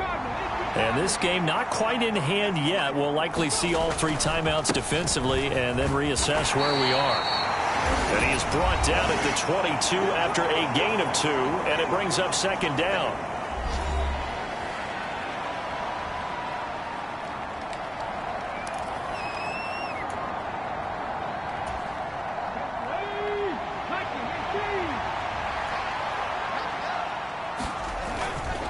He's going to get it again. Just looking to get forward and protect the ball. Now the Patriots will use the 2nd of their timeouts as they'll stop it with just over 40 seconds to go in the game.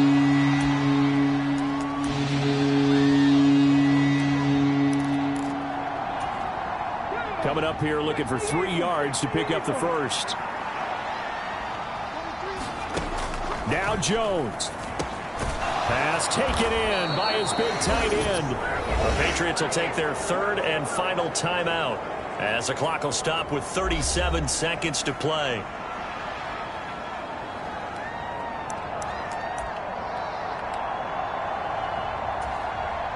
So here's a 1st and 10 at the 38. One back in the backfield. He'll get the carry. Charles, why didn't they just take the knee there?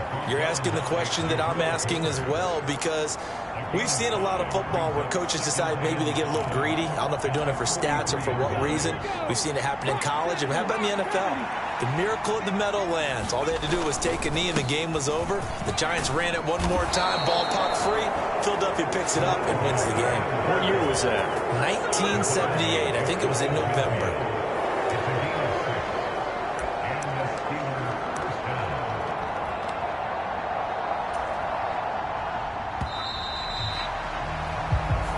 So this one in the win column for the Pittsburgh Steelers.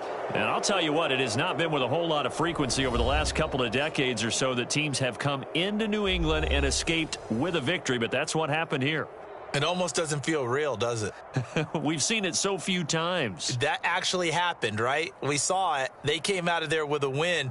And on the other side, in that locker room, you know what they're saying? We didn't really lose. Time just ran out on us. That's the attitude they have because they don't see it.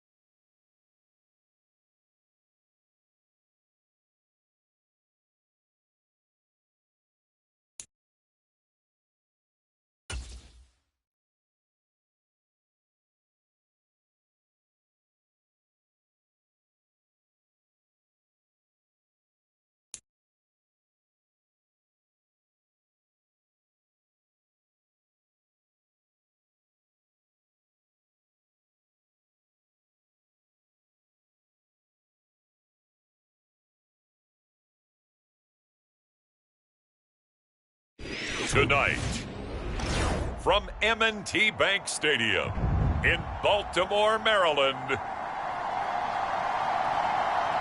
time for Monday Night Football on EA Sports.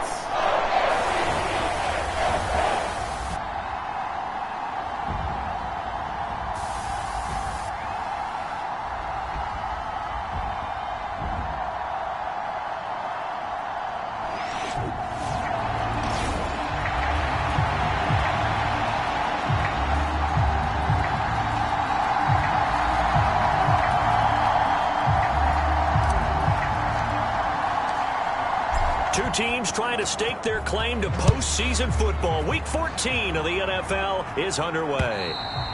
And that'll carry over the back line of the end zone for a touchback. The Ravens offense going to work, and as usual, it's Lamar Jackson, the former MVP of the league, at the helm. You talk about the pause that refreshes. I think it's come at a perfect time of the year for them, hasn't it? You know, the season is starting to wind down, got a little bit of a break. But how about the guy calling the signals? He's got to be excited about that because now he didn't just get a game plan for 1 week. He was able to work on it for 2 weeks. I can't wait to see if they have anything special in store for him today.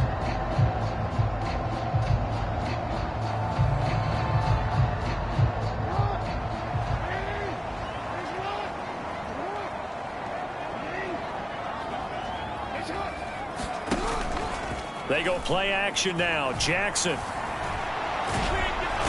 he can't find anywhere to go with it, and he goes down.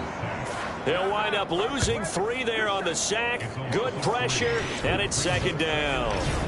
How about the defense there trying to set the tone on the very first play of the game? Yeah, there's a little bit of a glow here tonight because they brought the heat right out of the gate. What a good job establishing a tone for this one. The start less than ideal as they already face a 2nd and long. Throwing is Jackson. Over the middle, it's complete. And he's taken down but able to slip across the 35. That's good for a Raven first down, 15 yards there.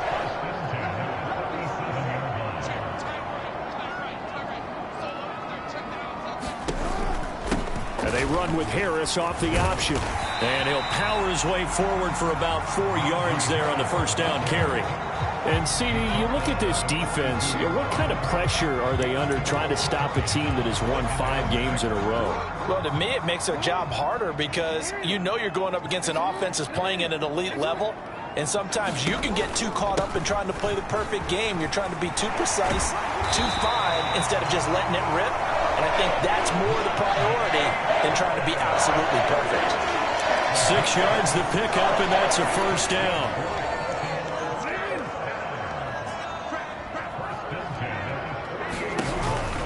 An option handoff given to Harris.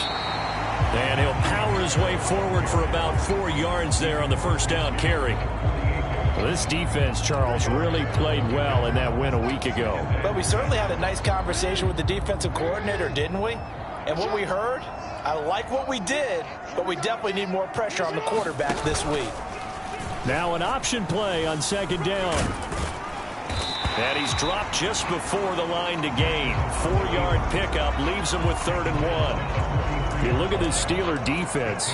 Currently #1 in the NFL against the run. And I know, just like me, you're fired up about this one because this is the irresistible object and the immovable force. They're going head-to-head, #1 versus #1. I've talked about that running backs renaissance for a while. Can they slow these guys down? Where's my helmet? I want to play. Jeez, you are fired up. Something's got to give. But he'll get this away into the icy winter air. And this is going to be ruled out, I think, just inside the 20. Yes, it will. Side judge calls it at the 19-yard line. So here are the Steelers now to take over for the first time. And they will be led out by a man in his sophomore campaign as the quarterback. I like this guy, and the reason I do, he tends to stay on an even keel. Doesn't let too much ruffle him. He will manage the game the way it needs to be managed, take what the defense gives him, and then he can strike at times. Had a touchdown pass. Yes, he had an interception last week, but he found a way for his team to win.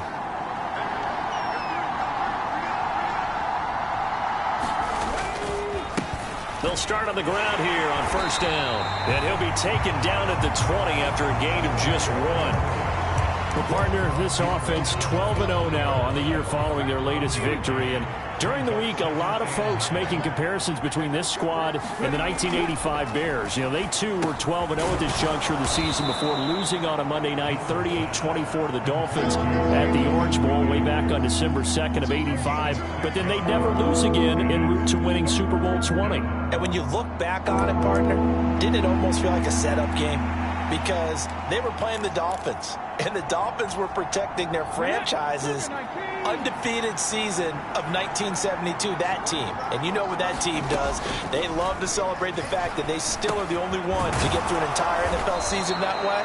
That was Dan Marino's third year, playing under the great Don Shula, and they were motivated to keep that franchise's record intact.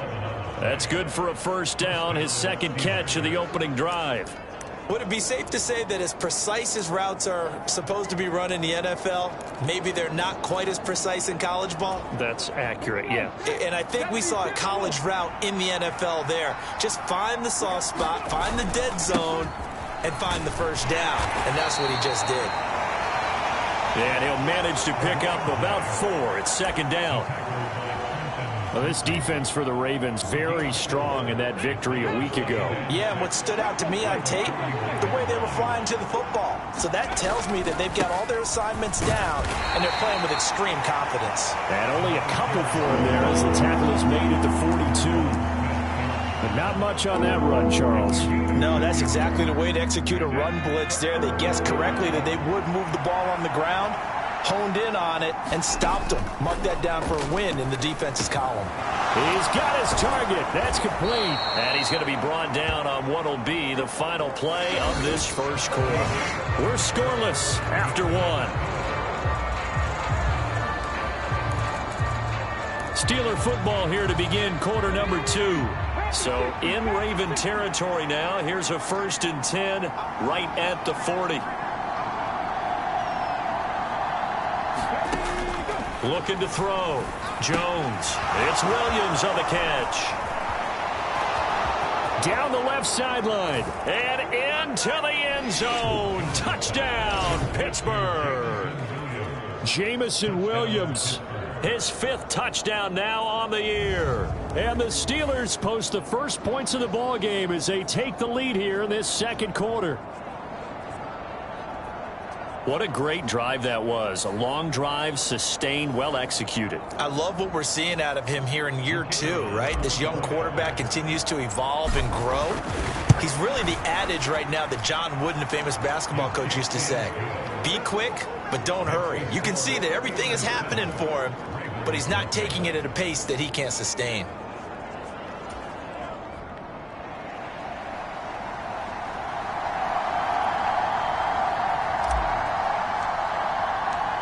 The kickoff unit is out on the field, and they will send this one away.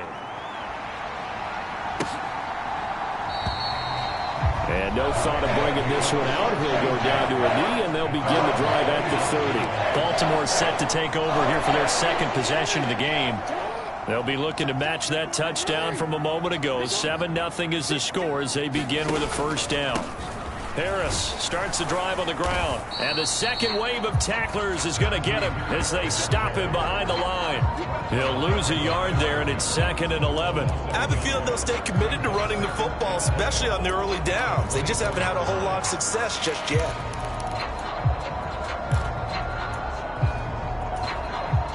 A loss of a yard there to start out. That leads to a 2nd and 11. From the gun, it's Jackson. And that one to the right side and incomplete. I like his awareness in the pocket there. Nowhere to go with the football. So instead of forcing it to the sideline, he's just going to put this one into the harbor and live to fight another down without getting wet. An incomplete pass on that last play, and that means they'll need to come up with something here on 3rd down. Jackson. Able to find the open man. That's complete. And he will have a Ravens first down as they're able to get the 3rd down conversion. Well, we always hear about the connections some quarterbacks have with certain receivers. I think this guy has a connection with just about everyone. Didn't mind throwing it in there against double coverage to him. Shows some confidence, supreme confidence. Big-time confidence that he would make the play for him, and he did. Officially, it's a 1-yard loss. That's going to bring up 2nd and 11. Sometimes you just sit back and marvel at what he can do defensively. Speed, strength, quickness, he's the whole package. And that package just wrapped up the runner for a loss. Jackson now. Dancing to his left. And he's going to lose a yard or two. Taken down behind the line. Aiden Hutchinson. He's the one to get him, and that is sack number 7 for him on the year. And a play like that, with how far he had to go to make that sack, shows how athletic defensive ends have become in the NFL. And not just athletic, this is coached in a big way. Run to the football at all times. How about him never giving up on it and pursuing all the way across the field?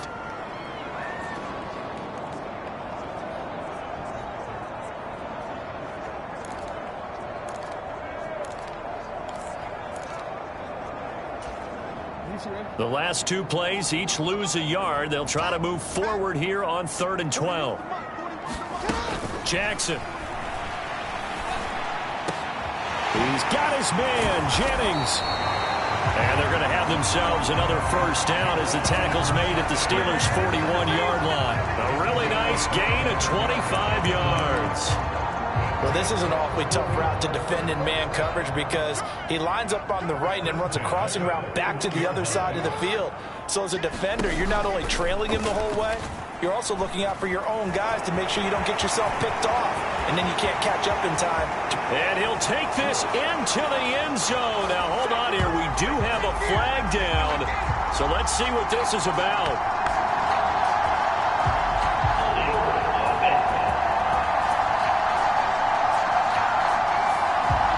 So retract the yardage and retract the touchdown. And retract the chunk play. Big strike there to get the touchdown. Now they've got to take it back and see if they've got another one still in their arsenal.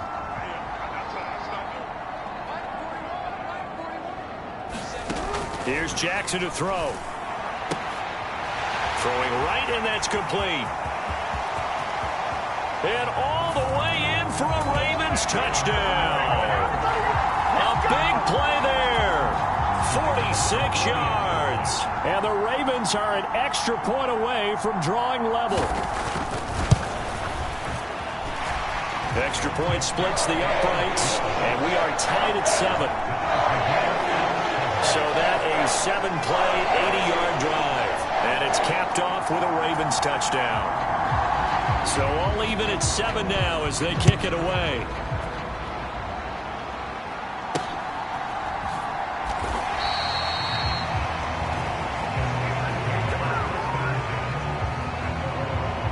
Out is their quarterback with this offense to take over once more. He was 4 of 4 on that opening drive, including the touchdown pass, as he'll try again here to duplicate that success, starting with a first down.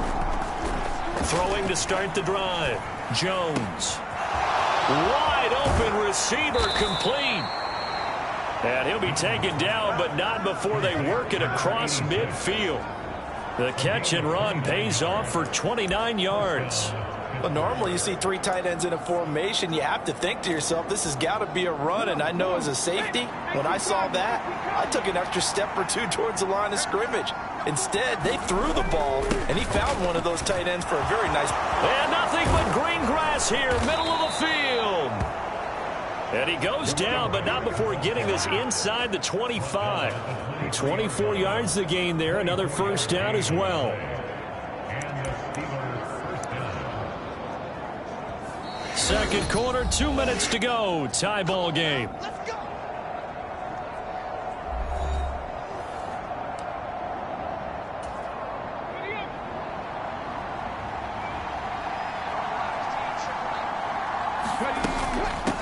Running game working. They'll stick with it on first down. In on the stop, the former Georgia Bulldog, Roquan Smith.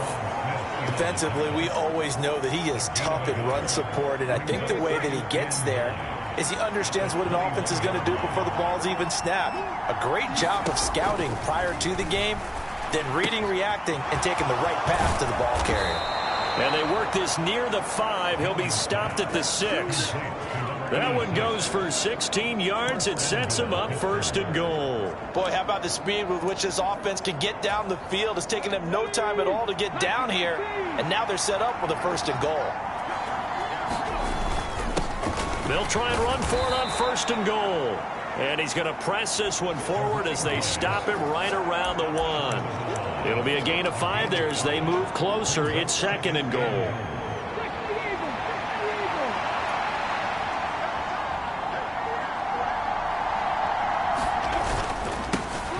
They'll try to run this one in. And he's in. Touchdown, Pittsburgh. A great effort there. His 8th rushing touchdown on the year. And the Steelers will take the lead here in the final minute of the 1st half. Extra point right down the middle. And that makes the score 14-7. That time a 6-play drive. And it ends with a 1-yard touchdown run.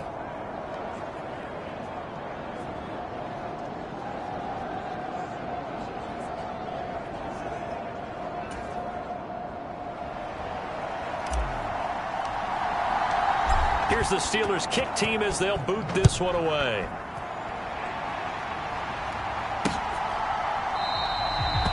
And the returner down to a knee, and this will come out to the 30-yard line. The Raven offense going to take over late in this 1st half. And with them trailing, there is still enough time to try to string a few plays together, maybe get into field goal range. Now Jackson on 1st down. That swung out wide to Harris. And he's taken down, but able to slip across the 35.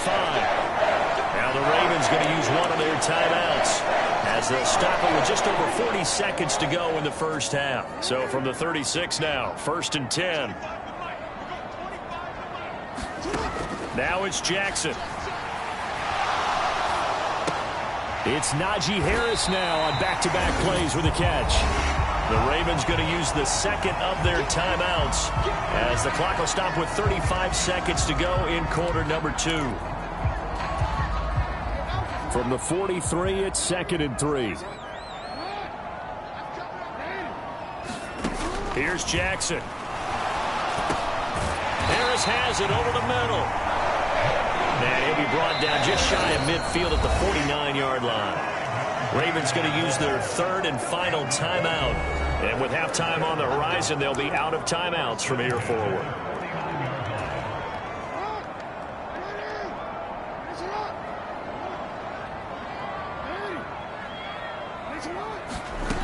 Again, Jackson. Now throw right side here, going to be incomplete. And not a common sight, at least on this drive. A momentary setback, though, for this passing game that has been moving well this series. Good thing for them, though. Still 2 more downs to connect and try and pick up another 1st down. 2nd and 10.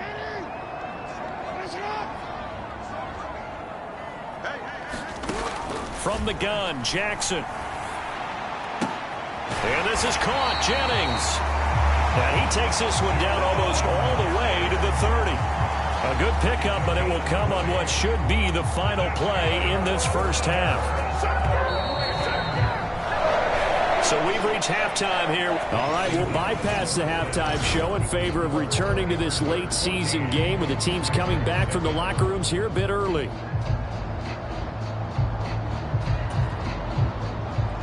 A 1-touchdown ball game, 14-7 our scores. We get back at it on EA Sports. And he'll be tackled just shy of the 25.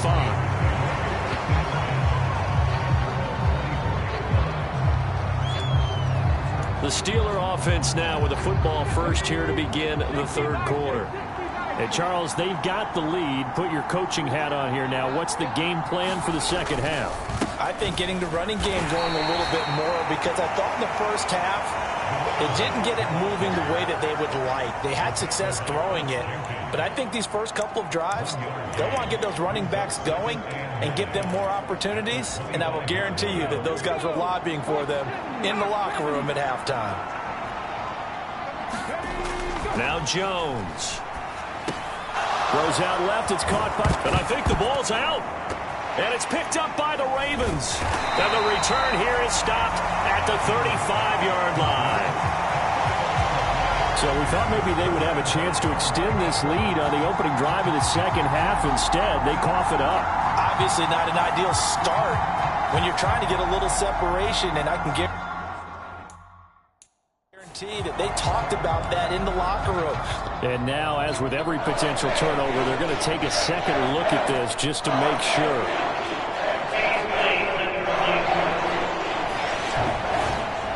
And the question, was the knee in fact down before this ball comes loose? And is the video convincing enough to overturn it? A lot of factors here. Remember, you also need clear possession of the football afterwards. This is a tough one to overturn.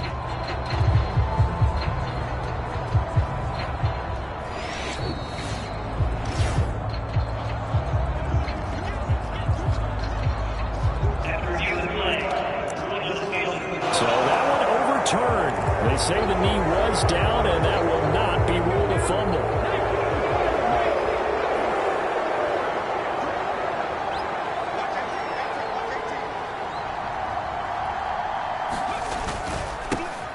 On first down, they'll go to the ground attack. And he finds a little bit of room, enough for 4 yards. It'll be second down. Well, on every play call, you realize it's not going to go for a touchdown. So a lot of your calls are setting things up for maybe later in the game, trying to establish the inside run with toughness now, hopefully get to the perimeter later. And let's face it, you could do worse than a 4-yard run on first down. Jones now looking to throw on second down. He's got a man. It's his tight end. That's complete. And he'll be taken down, but not before he works it past the 50. Catch number 40 for him on the year. It's a first down. Catch number 100 for his career right there, and it's good enough to keep the chains moving. So in Raven territory now. Here's a 1st and 10 at the 46. One back in the backfield. He'll get the carry. And he is met at the line of scrimmage, and he goes down right there. Tackle there by Nick Cross. The free safety roaming all the way up to the line of scrimmage to make that stop. How about his ability to trust his eyes and figure out it was not a pass play and go fast towards the line of scrimmage in order to make that tackle?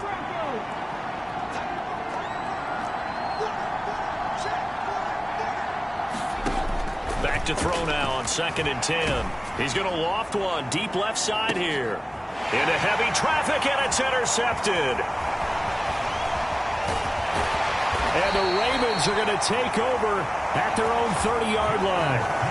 That is just what this defense was hoping for, an interception on the opening possession of this third quarter. Obviously didn't want to surrender a touchdown and fall even farther behind. And we've gotten to know this team a little bit, haven't we?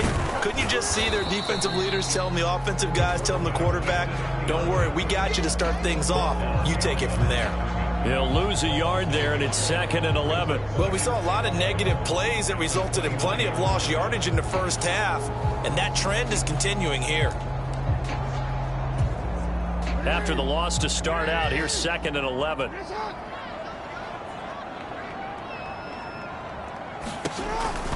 And they run with Harris off the option. Oh, he's got some breathing room. And they bring him to the ground just shy of midfield.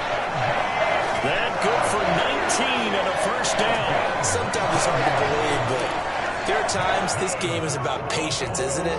Hasn't had the game he expected, but that run there, that may get him going. I was just going to say, maybe that gives him a little juice, because you're right, he struggled, especially in that first half. Yeah, and I know the great ones always think to themselves, just hang in there. I'm just one big carry away from busting this open. That's a good start for him. Jesse Bates made the tackle from his safety spot. They know that old expression, it's not my night. It hasn't been his so far. I don't know if the legs are a little bit heavy. Sometimes having to hang out all day and play doesn't exactly play to your advantage, but it's been a tough rush coming, and he's taken down. Alex Highsmith making the nice play and getting the sack. So one quick, easy analysis about why they've struggled so far. They keep putting themselves in 3rd and long situations. They just took another sack right there. And the offensive film session tomorrow may be a little longer than it normally is. Not a lot of positive grades will be handed out thus far. Pass to the sideline and pulled in. And he is out of bounds inside the 35. Able to convert on 3rd and 14. A terrific play call. Operating out of Steeler territory now. Here's 1st and 10 at the 34. Jackson going to keep it running right. And this play will be blown up. He'll lose yardage back at the 38.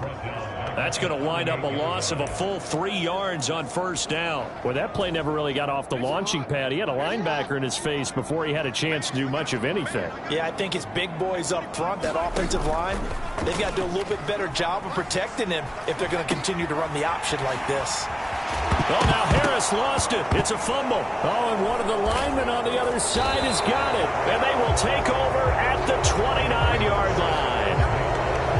Always costly to cough up that football. These defenders, they become so adept, though, at jarring it free. Yeah, it's amazing that there aren't more fumbles caused, because now, if you're an offensive player, you go through ball security drills every single day. It's really not out of line to think you should take the ball to bed with you and just hold on to it. And that's caught inside the 30.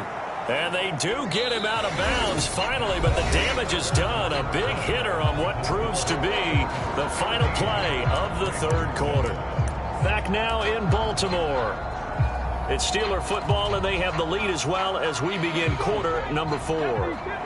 So now then, the big play has them all the way inside the 30 now, 1st and 10. Here's a give up the middle.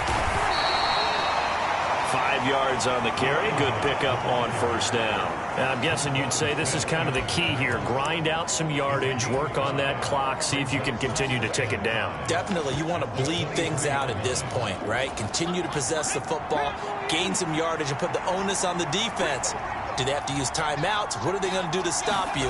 You're taking charge. And he stopped immediately there. They'll say no gain on the play there. Now it'll be 3rd down. Now, obviously, that's some good work there defensively, being able to stop them and bringing up a key 3rd down. But if you're on the offensive side of the ball, there's an opportunity, because I know what defensive guys are thinking right now. Just stop them, get to the ball. That means they might not be sound defensively. There could be some opportunities. And you said key 3rd down. Highlight that word, put it in bold. Here we go. And he's going to be taken down with the 1st down at the Ravens' 12-yard line. Give him 10 yards on that one, and that'll earn him a fresh set of downs. He's been the go-to guy. They needed a big play there on 3rd down. Went his way. It worked out. Doesn't matter whether they've scouted it or that they think he's going to get the ball. He has a knack for finding his way open and completing the connection. Jones off the play fake. And quickly, he just gets that ball out of there. Not quite sure what he was doing, and here comes the flag.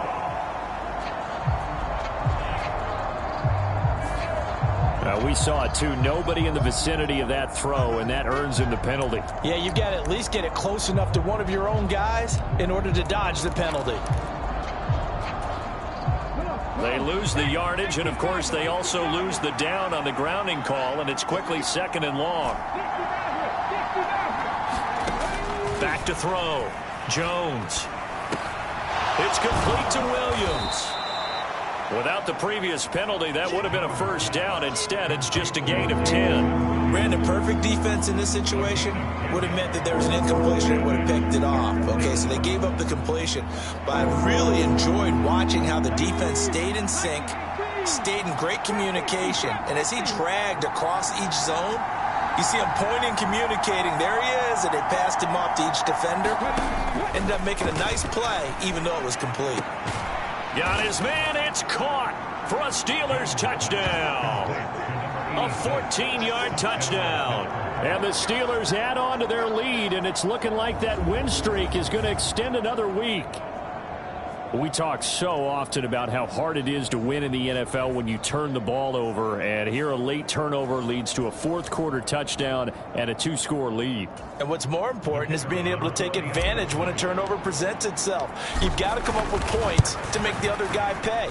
They're able to do so here, and they've got a pretty good chance now of winning this football game. Point after, right down the middle, and it's now 21-7. Here's the Steelers kick team as they'll boot this one away.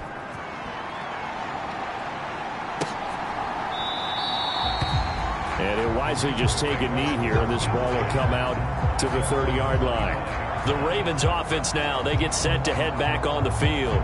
Right now they're on the wrong end of the scoreboard, and that won't change if this drive ends like the last one when they had that lost fumble. So you have a feeling taking care of the football is certainly paramount right now. Yeah, and it's not just the guy who dropped it on the last drive, is it? That means everyone who might touch the ball is getting the same message. Guys, ball security, paramount. Let's take care of it, and if we do, we've got a chance to put points on the board. Aiden Hutchinson, his second sack of the night. Oh, you can just see it in their body language. They're starting to see victory on the horizon now, and if it comes to fruition, they got to give a game ball to the front seven. Defensive line has taken charge and controlled this game. Face a challenge of stopping this opposing offense, and they've done so with ease. Now Jackson. It's brought in by Harris. And he got blown up on that play. Back at the 20. They'll wind up losing 3 here on the play. And they're going to be staring at a 3rd and long here. A tall task ahead of them here, needing a full 15 yards to move the chains. Now on 3rd and long, they'll look to throw. It's caught. Here's Langford. And he'll be brought down with a penalty flag on the field. It was a late decision to throw, and it might have been too late.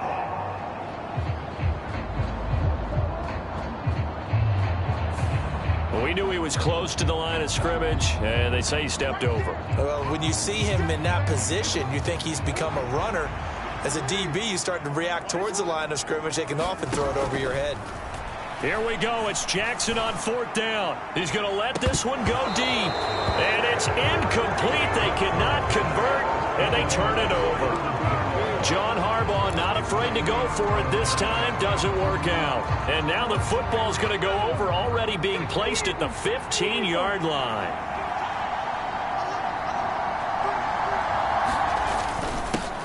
They'll try and run some clock here as they keep it on the ground. And they get to him quickly here as he stopped right around the 13. Brought down on the play by Trenton Simpson. Defensively, no doubt they need a quick stop. Offensively here, maybe do you put it in the air on 2nd down, or do you go ahead and keep it on the ground, keep that clock moving? A lot of people would ask that question, partner, because sometimes throwing the ball might actually be the path of least resistance. But in this case, it's a matter of trust. How much do you trust your quarterback? Because you throw the ball and it goes awry, you really don't look smart as a coach. Yeah, then you stop that clock. This, in all probability, another run here on 2nd and 8. And they'll give him another shot here on the ground. And he's going to take it in for a Steeler touchdown. A great play there. His 2nd touchdown of the night. And the Steelers are on their way to a sensational 13-0 start as they extend their lead here. Now the extra point.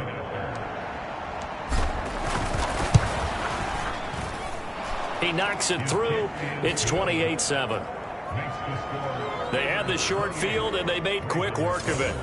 Just 2 plays to get into the end zone.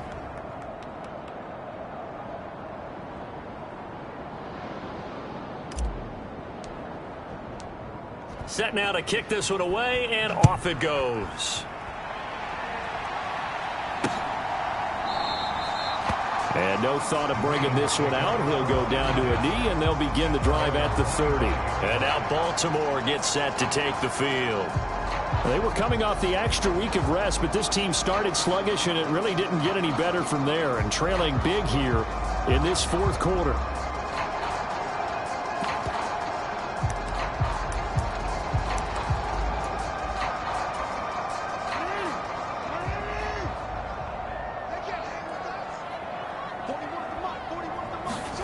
They'll throw on 1st down with Jackson.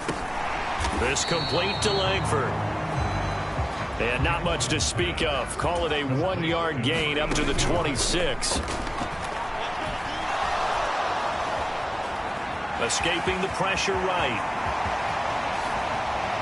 And he'll be taken down, but not before they work it across midfield. Now they got to get to the line quickly. Jackson on 1st down. It's a short one here, complete to his tight end. They're going to hurry back to the line now.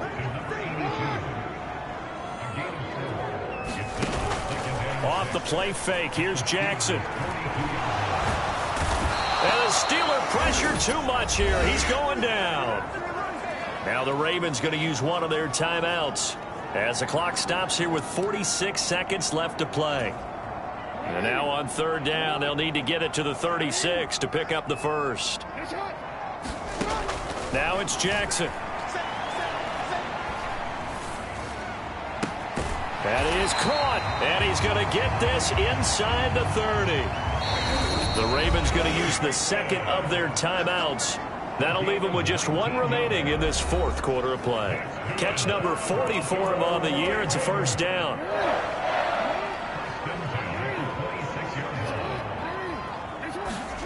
Jackson from the shotgun. Throwing left side, it's complete. Ravens going to use their third and final timeout. And as the two teams talk it over on their respective sidelines, we take a break. Now a 1st and 10 at the 11. To throw is Jackson. Setting up the screen, Harris. And he's going to be brought down just shy of the 5 at the 6. One last shot for Jackson. Finding Harris on back-to-back plays. And a little bit of a consolation prize there. He's into the end zone. Won't win them the game, but they do get the score with all zeros showing. But some fantasy players are really happy with that score. The extra point is good, but it only impacts the final score as this game comes to a close. Well, on the one side, if you try to take away something positive from this game, they played to the final whistle, getting the touchdown there on the last play, but still, all for naught, really. Yeah, I'd say give them points for positivity. I like that. That part is good. But I often wonder